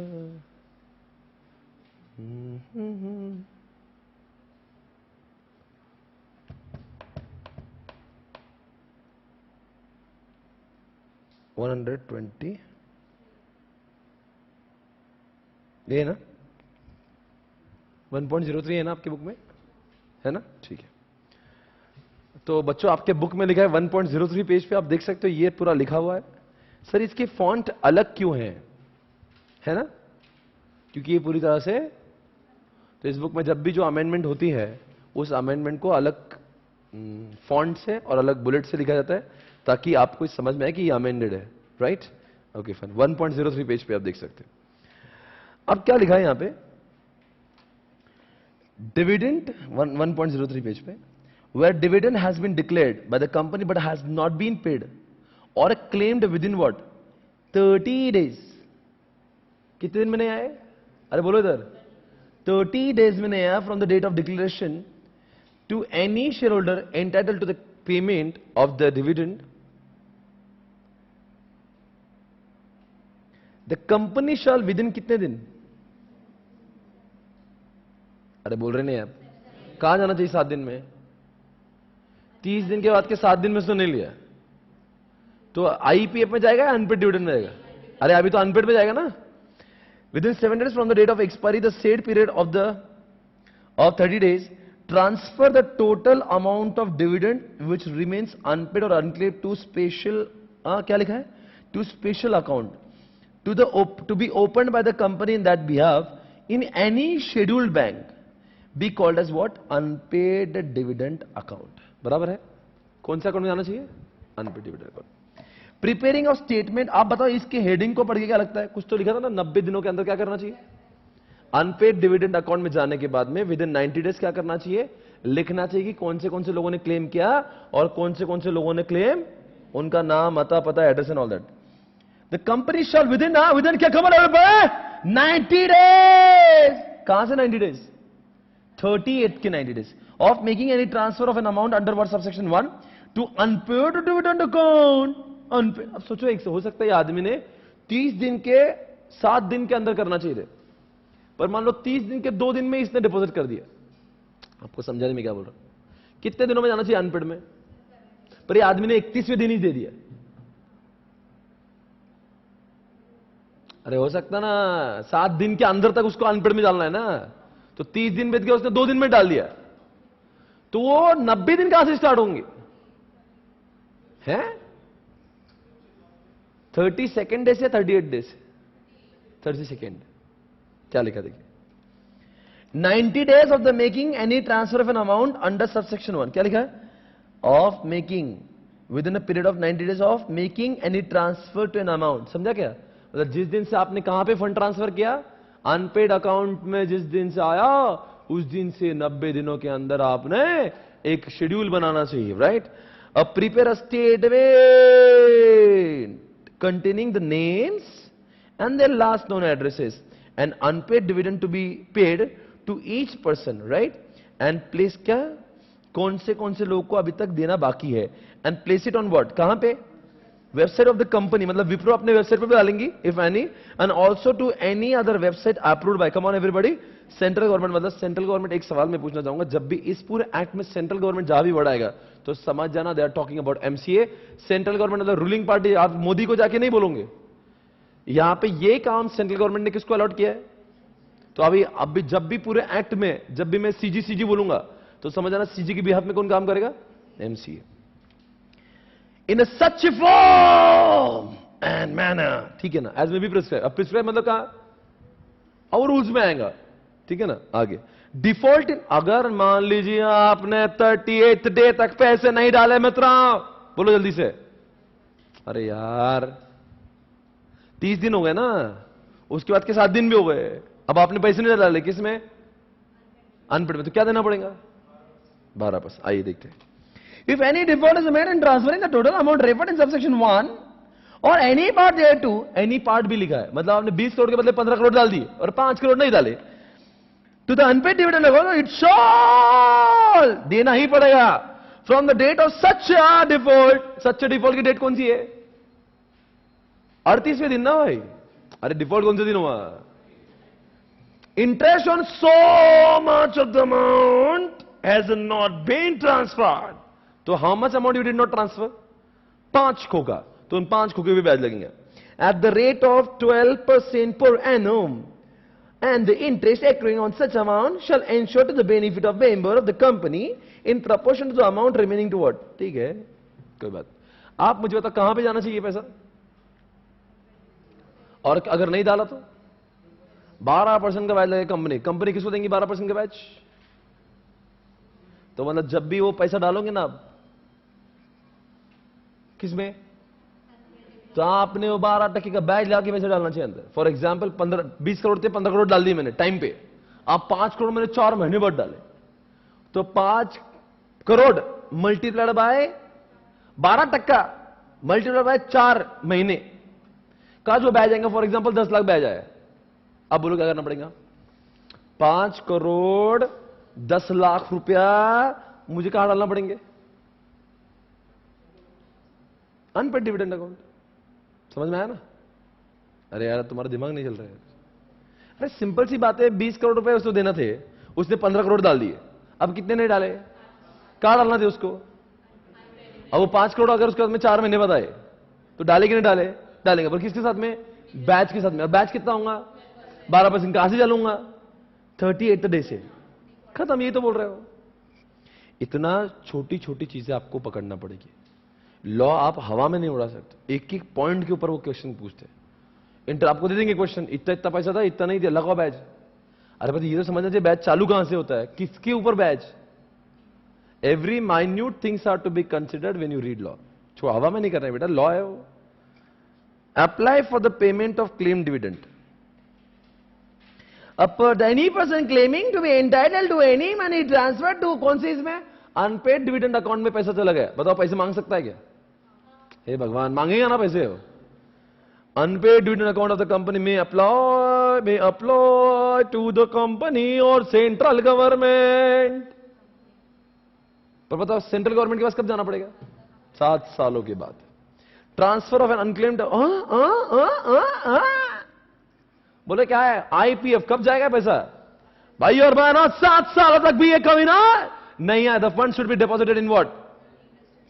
It will be transferred to, and this will be the property of CG and no more company. इसलिए इसके बाद में अगर पैसा चाहिए ना, पर यहां पे लिखा है आईपीएफ में जाना चाहिए। किस में जाना चाहिए? पर एक बात है, आईपीएफ कौन लाएगा? आईपीएफ में क्या क्या क्रेडिट होगा? आईपीएफ में मालिक कौन है? कौन उसका एडमिनिस्ट्रेटर होता है? कौन खर्च करेगा इसमें से? ये सारी बातों का खुलासा टैन टैन सेक्शन नंबर 125 में है। 124 और 25 का फर्क समझा क्या? 124 में क्या बोला? 7 सालों के बाद में पैसा आईपीएफ में जाना चाहिए। अरे पर आईपीएफ का मालिक कौन है? आईपीएफ में होता क्या है? आईपीएफ के एडमिनिस्ट्रेटर कौन है? आईपीएफ में खर्चा क्या होता है? इनकम क्या होती है? ये सारी बातों को खुलासा समझना है तो आपको रीड करना पड़ेगा सेक्शन नंबर 125। यहां पे क्या बोला? कुछ भी हुआ 7 साल के बाद में आईपीएफ में जाएगा। 125 में डिटेल में आएगा कि आईपीएफ क्या होता है, क्या क्रेडिट होता है, क्या डेबिट, कहां कहां के खर्चे उसमें होते हैं, कौन से पैसे आईपीएफ में आते हैं, आईपीएफ को मैनेज कौन करता है, like that. Any money transferred to unpaid dividend account of the company in pursuance of this section which remains unpaid or unclaimed for 7 सालों तक भी आदमी नहीं आया, from the date of such transfer shall be transferred by the company along with अब बताइए क्या लिख रहा है? 400 करोड़ रुपए आईपीएफ में पड़े, सॉरी अनपेड में रहे, अब उसके ऊपर 85 करोड़ का तो बैच होगा, बिकॉज 7 सालों का बैच होगा, तो 450 करोड़ रुपए कहा जाएंगे अब I E if any there on to the fund establish under section what, क्या लिखा है, ये क्या लिखा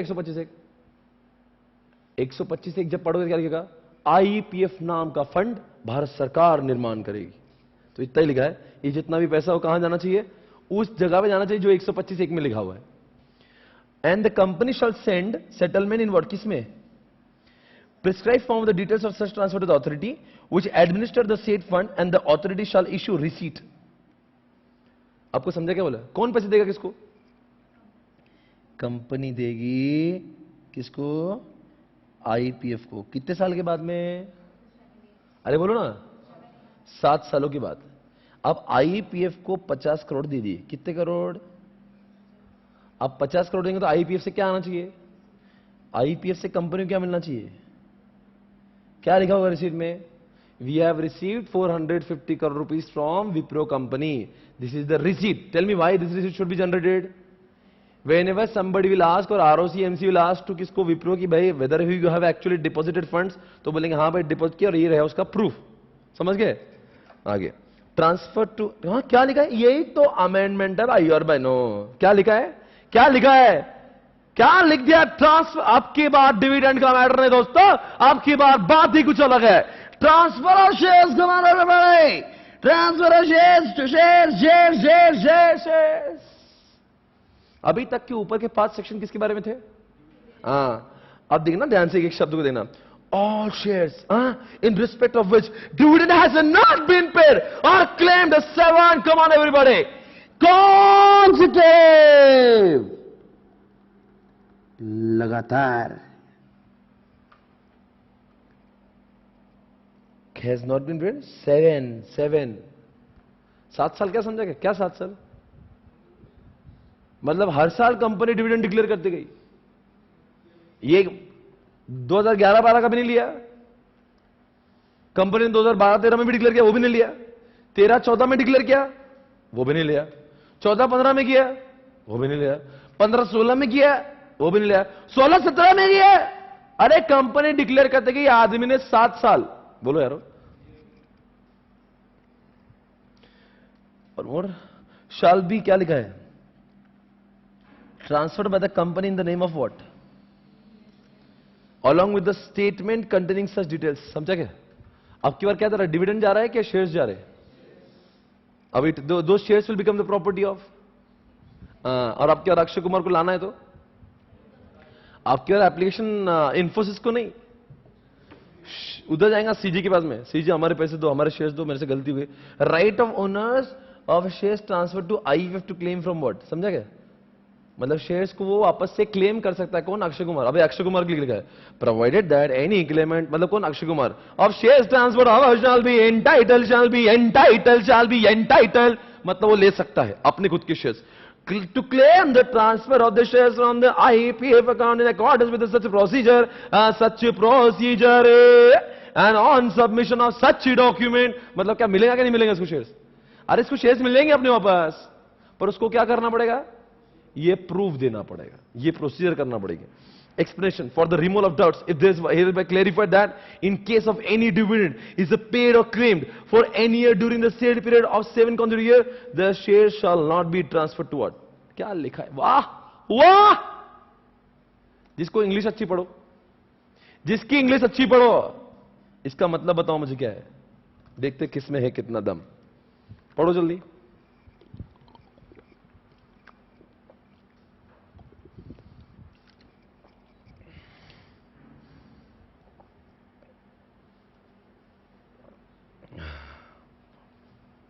क्या समझा,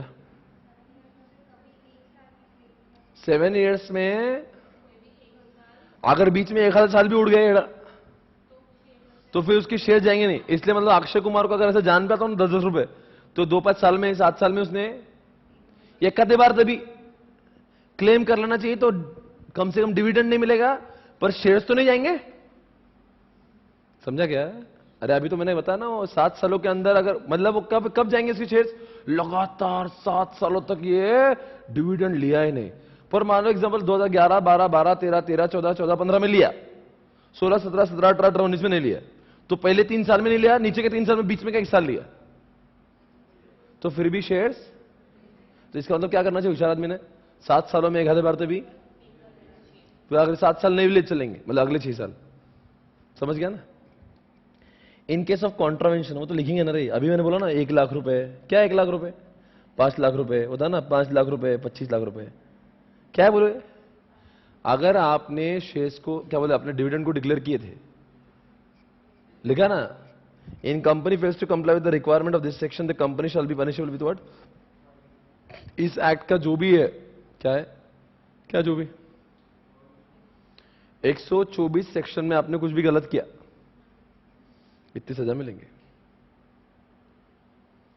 मुझे बोलना है, आपको समझ गए मैं क्या क्या पढ़ाया आज? Do you all understand what I am saying? पक्का बोलो ना, सच्ची बोलो। मैंने बहुत अच्छी अच्छी बातें बताई आपको, बहुत भारी बातें थी आज। रुको, ध्यान से देखिए।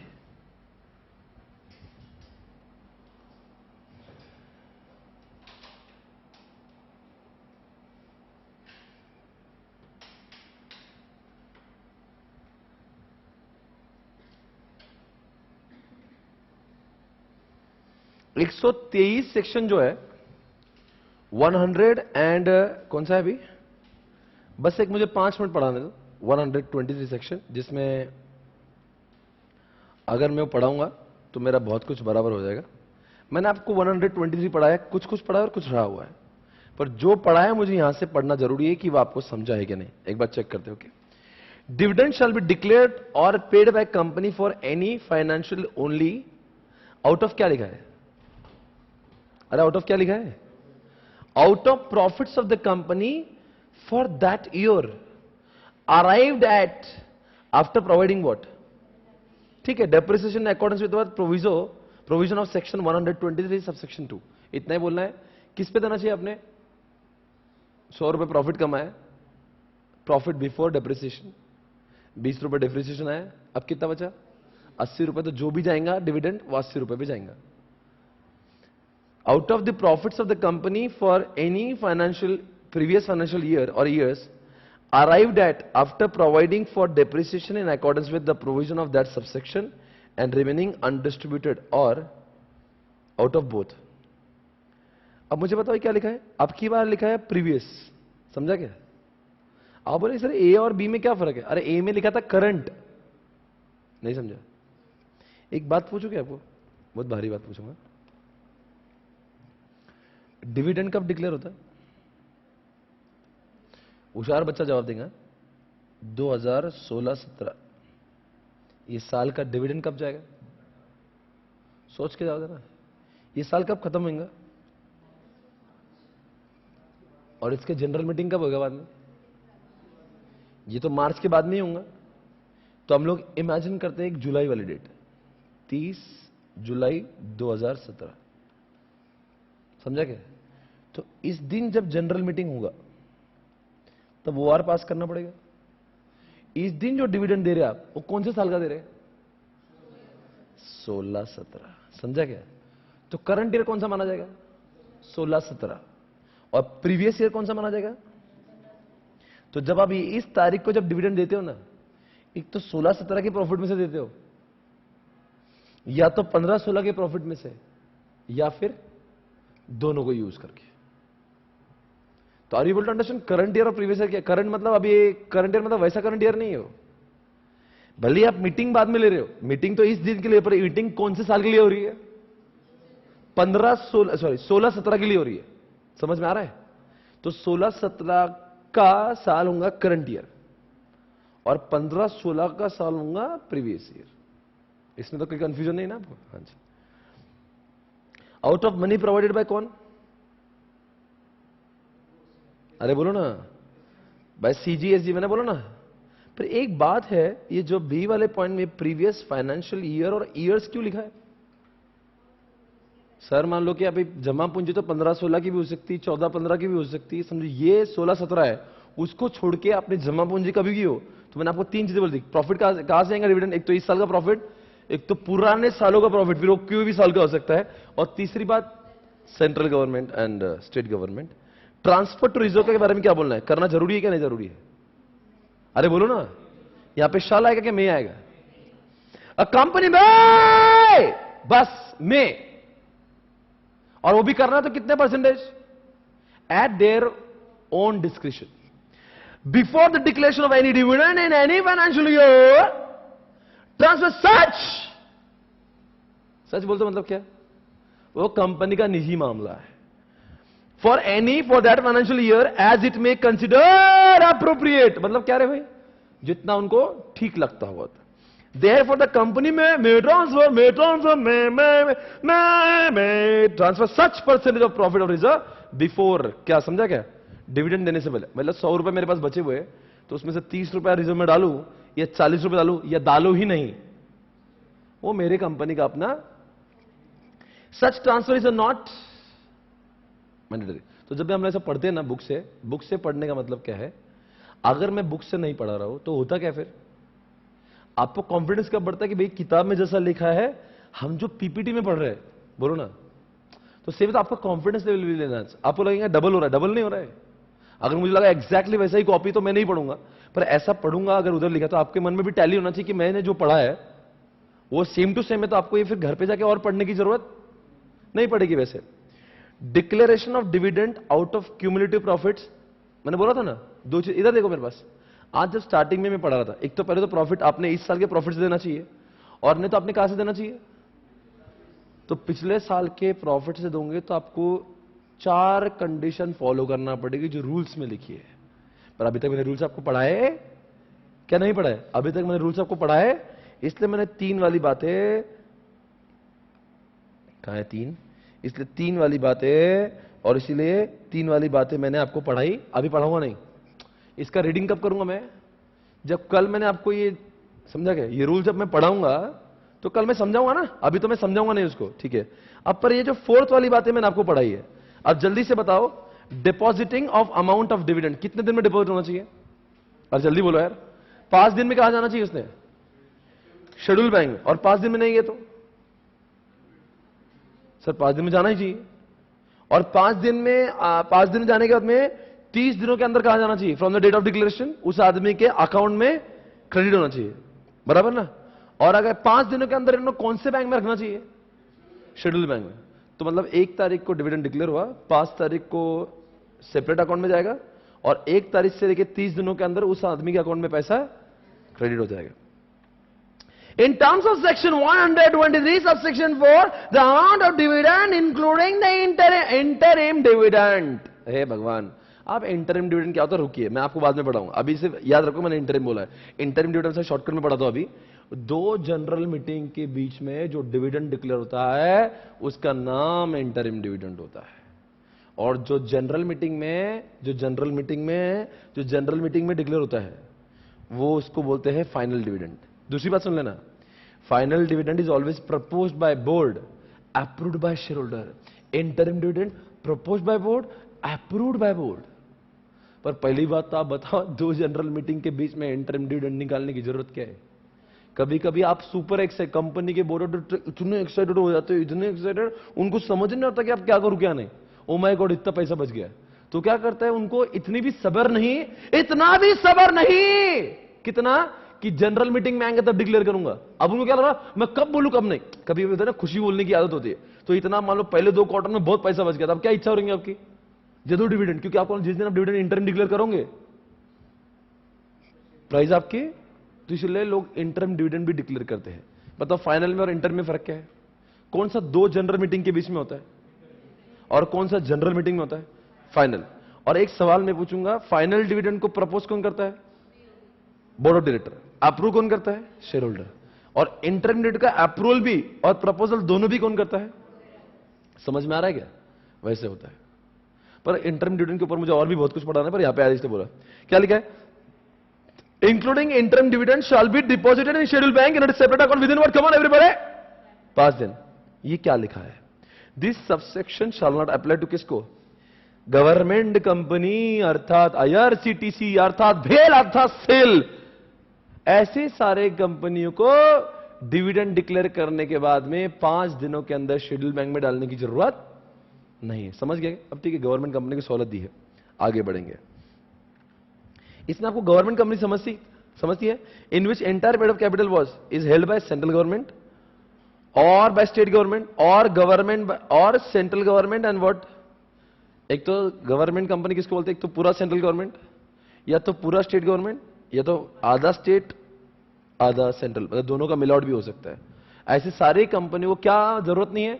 5 दिनों के अंदर पैसा शेड्यूल बैंक में रखने की जरूरत, मतलब आईआरसीटीसी कल्चर के डिविडेंड डिक्लेयर करेंगे, बोलो आगे, तो उनको 5 दिनों के अंदर शेड्यूल बैंक में डालने की जरूरत नहीं है। Payment of dividend, dividends are payable in what? बोलो जल्दी से, किसमें come on everybody? Cash. Dividends that are payable to the share holder in cash may be paid by cheque और वारंट और ईएफटी। क्या नहीं चाहिए? लिख दो पे, no post paid cheques, no kind, not in kind. Not in kind मतलब समझता क्या? गुड्स में नहीं, जैसे सनफिश का बिस्किट नहीं चलेगा। Dividend shall be payable only to the come on everybody, come on register shareholder, या फिर उसका ऑर्डर, या फिर उसकी बैंक। समझा कि आपको पीपीटी में सब कवर किया था मैंने?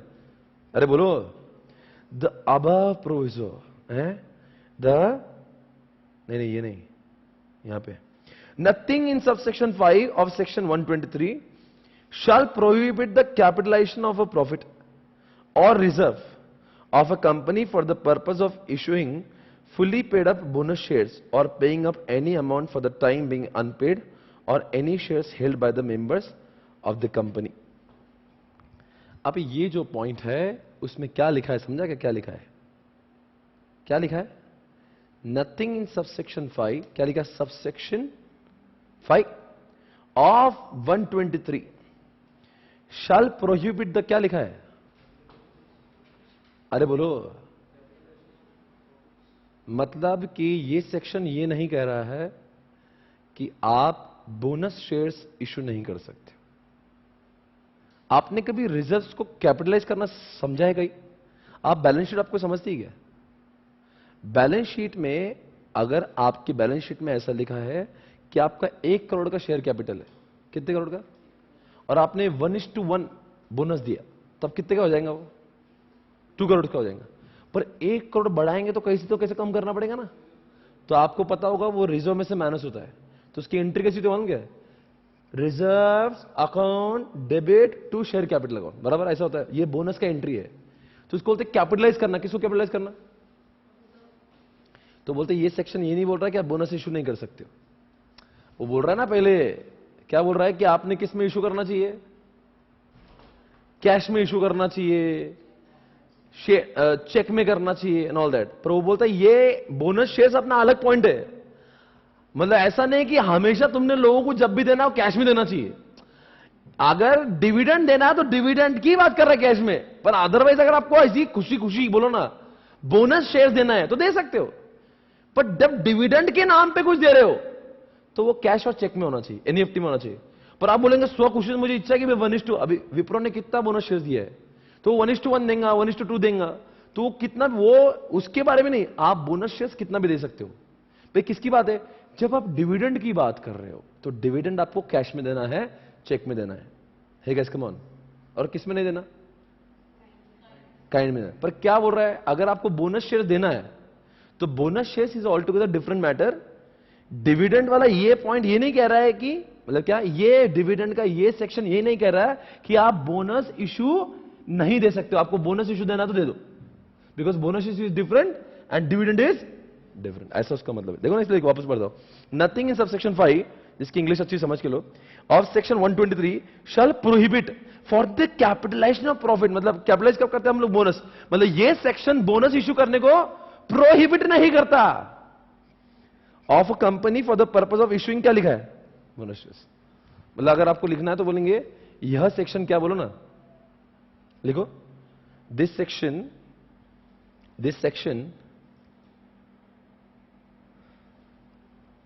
बोलो ना, क्या? विल नॉट प्रोहिबिट कंपनीज, बोलो क्या? फ्रॉम द डिक्लेरेशन ऑफ, बोलो क्या? From the declaration of bonus shares.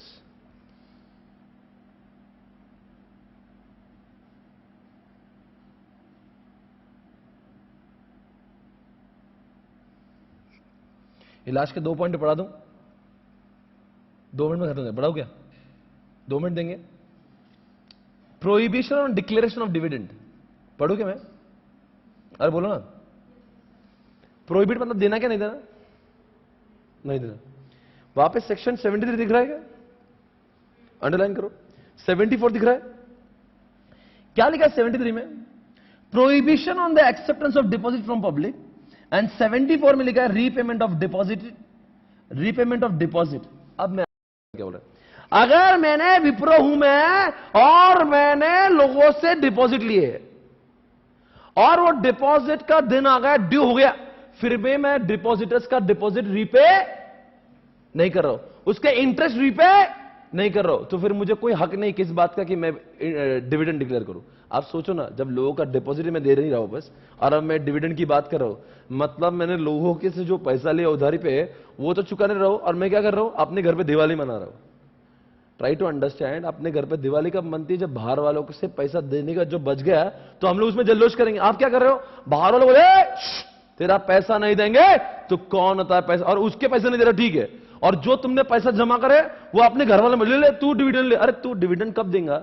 जब लोगा चुका पहले, उसके बाद में कुछ बचेगा तो तू डिविडेंड बात। यहां पे लोगा तुमने पैसा दिया नहीं, उसका इंटरेस्ट, और आप बोल रहे अगर आपने 73 74 में अगर डिपॉजिट का रिपे नहीं किया होगा, बोलो ना आगे, और डिविडेंड का क्या बोलते, सॉरी डिपॉजिट नहीं दिया, उसका इंटरेस्ट नहीं दिया, तो इस विप्रो कंपनी को डिविडेंड डिक्लेयर करने का अधिकार नहीं है। आखिरी पॉइंट, चलो इंटरम डिविडेंड कल पढ़ेंगे, पर जितना मैंने पढ़ा बस 2 मिनट में रिवाइज करता हूं, उसके बाद में फिर आज का लेक्चर फिनिश करते हैं। इंटरम डिविडेंड, और इसका पॉइंट नंबर 3 मेरा बाकी है, फिर उसके बाद में मैं बोलूंगा 123 और 124 हो गया। फिर कल जब आएंगे जो जो इस चैप्टर में बचा हुआ है, बहुत कुछ बचा हुआ है, वो हम लोग कल करेंगे। पर अभी मुझे वापस से बस 2 मिनट का वक्त दो। अब बताओ जल्दी से क्या क्या हो रहा है, क्या क्या पढ़ा हमने आज, जल्दी से फास्ट। डिविडेंड की बात करेंगे। डिविडेंड कौन डिक्लेयर करता है? प्रपोज कौन करता है? फास्ट फास्ट जवाब दो, घर पे नहीं बैठा। हाँ, बोर्ड प्रपोज करेगा, कौन अप्रूव करेगा? Share holder. तो जिस दिन शेयर होल्डर ने अप्रूव किया उसके कितने दिनों के अंदर डिपॉजिट होना चाहिए? 5 दिनों के अंदर। 30 दिनों के अंदर कहां जाना चाहिए? उस आदमी के अकाउंट में। और 30 दिनों के अंदर भी उसको पैसा नहीं मिला, 18% उसको ब्याज मिलेगा। पर उस आदमी को दे दिया था, वही आदमी नहीं गया, उसने क्लेम नहीं किया, बोलो जल्दी। 7 दिनों के अंदर जाएगा अनपेड डिविडेंड अकाउंट में। वहां से 90 दिन में क्या होगा? वेबसाइट पे आएगा, एक तो गवर्नमेंट का एक तो उनके, दोनों की भी वेबसाइट पे आ सकता है। और 90 दिनों के बाद में, मतलब शुरुआत से लेके 7 सालों तक, मतलब 38 जो भी जिस दिन से आपने अनपेड में रखा होगा तब से 7 साल तक वो आदमी आ सकता है क्या? और 7 सालों में भी नहीं आया तो आईपीएफ में। चलो एक सवाल मैं पूछूंगा, 7 सालों के दौरान अगर वो आदमी को अपने पैसे चाहिए अपने डिविडेंड के, तो कहां से लेंगे वो? अरे बोलो ना कहां से लेंगे? कंपनी। और 7 सालों के बाद में सेंट्रल गवर्नमेंट। एक सवाल मैं पूछूंगा आपसे, एक सवाल है, 7 सालों तक ये आदमी ने शेयर्स लिए, डिविडेंड लिए नहीं, 11 में नहीं लिए, 12 में नहीं लिए, 13 में, ऐसे 7 साल तक नहीं लिए, क्या इंतजार, क्या होगा उसका इंपैक्ट, क्या होगा? क्या उस आदमी के शेयर्स भी आईपीएफ में चले गए? हाँ या ना? पर क्या एक बार आईपीएफ में जो शेयर्स गए क्या उसको वापस मिल सकते हैं? क्या प्रिस्क्राइब प्रोसीजर करके और डॉक्यूमेंट्स देके क्या वो अपने शेयर्स को वापस डिमांड कर सकता है? भाई और बहनों, क्या वो डिविडेंड भी वापस मांग सकता है 7 सालों के बाद? हाँ या ना? पर 7 सालों के दौरान मांग सकता है कि नहीं मांग सकता? मांग सकता। किससे मांगेगा? कंपनी से मांगे। Are you able to understand? मुझे और एक बात पूछना है, दुनिया में 2 टाइप के डिविडेंड होते हैं, एक फाइनल डिविडेंड, एक इंटरिम डिविडेंड। दो जनरल मीटिंग के बीच में interim dividend. Share general meeting के आएगा तो, अरे जनरल मीटिंग के अंदर फाइनल डिविडेंड। एक सवाल है, कौन सा बोर्ड ही प्रपोज करता है और बोर्ड ही अप्रूव करता है? इंटरिम। और फाइनल डिविडेंड प्रपोज करता है बोर्ड, अप्रूव करता कौन है? एक सवाल मैं पूछता हूं, ध्यान से जवाब देना। जो मुझे डिविडेंड देना है उसके 3 सोर्सेस कौन से? एक तो इस साल का प्रॉफिट, एक तो प्रीवियस और प्रीवियस ईयर या ईयर्स का एक्यूमुलेटेड प्रॉफिट, या तो सेंट्रल गवर्नमेंट स्टेट गवर्नमेंट जो देगा वो देगा। रिजर्व में पैसे ट्रांसफर करना जरूरी है क्या? नहीं कर तो चलेगा क्या? और करना है तो कितना परसेंटेज? कितना भी मेरी मन मर्जी हो उतना, बराबर है? एक्ट और लॉ में बड़ा कौन है? हम लॉ पढ़ रहे हैं, एक्ट पढ़ रहे हैं। रूल्स को चेंज करने के लिए कौन चाहिए? सेंट्रल रूलिंग पार्टी चाहिए। और एक्ट को चेंज करने के लिए पार्लियामेंट चाहिए। बिल कब एक्ट बनेगा? पार्लियामेंट भी हाँ बोलेगा, प्रेसिडेंट हाँ बोलेगा, और कहां पे उसको लाया जाएगा? ऑफिशियल गैजेट में लाया जाएगा, और तब जाके क्या बनेगा वो? एक्ट बनेगा, बराबर है। एक सवाल है मेरा आपसे, इस दुनिया में लॉ को यूज करने के लिए तीन चीजें लगती, एक तो लॉ को, लॉ मेकर, बोलो ना मैं क्या बोल रहा था, तीन चीजें होती है लॉ को यूज करने के लिए, एक तो लॉ मेकर, एक तो एग्जीक्यूटिव्स और एक तो जुडिशियल। बताओ लॉ कौन बनाता है? पार्लियामेंट। उसको एग्जीक्यूट कौन करता है? एमसीआरओसी। और उसके बाद में तीसरी बात है, अगर ये लॉ मेकर कहता कुछ और है, गवर्नमेंट को लगता कुछ और है और आम जनता सोचती कुछ और है, तो इनका झगड़ा सॉल्व करने के लिए जुडिशियल, तो जुडिशियल में कौन? एनसीएलटी, एनसीएल-80 आता है और स्पेशल कोर्ट्स आते हैं। इतना ही शायद से हमने आज के दिन में पढ़ा है। तो देवी और सज्जनों, मैं जा रहा हूं, मैं लेता हूं आपसे विदाई। अब हम लोग कल मिलेंगे, चलते चलते कल मिलेंगे एक नए सेक्शन के साथ में, section number 125 and remaining part of section number 123 and all remaining section of dividend, right? This is how we have to proceed further. हम लोग पढ़ेंगे भी और रिवाइज भी करेंगे। Thank you guys, see you, take care, bye bye.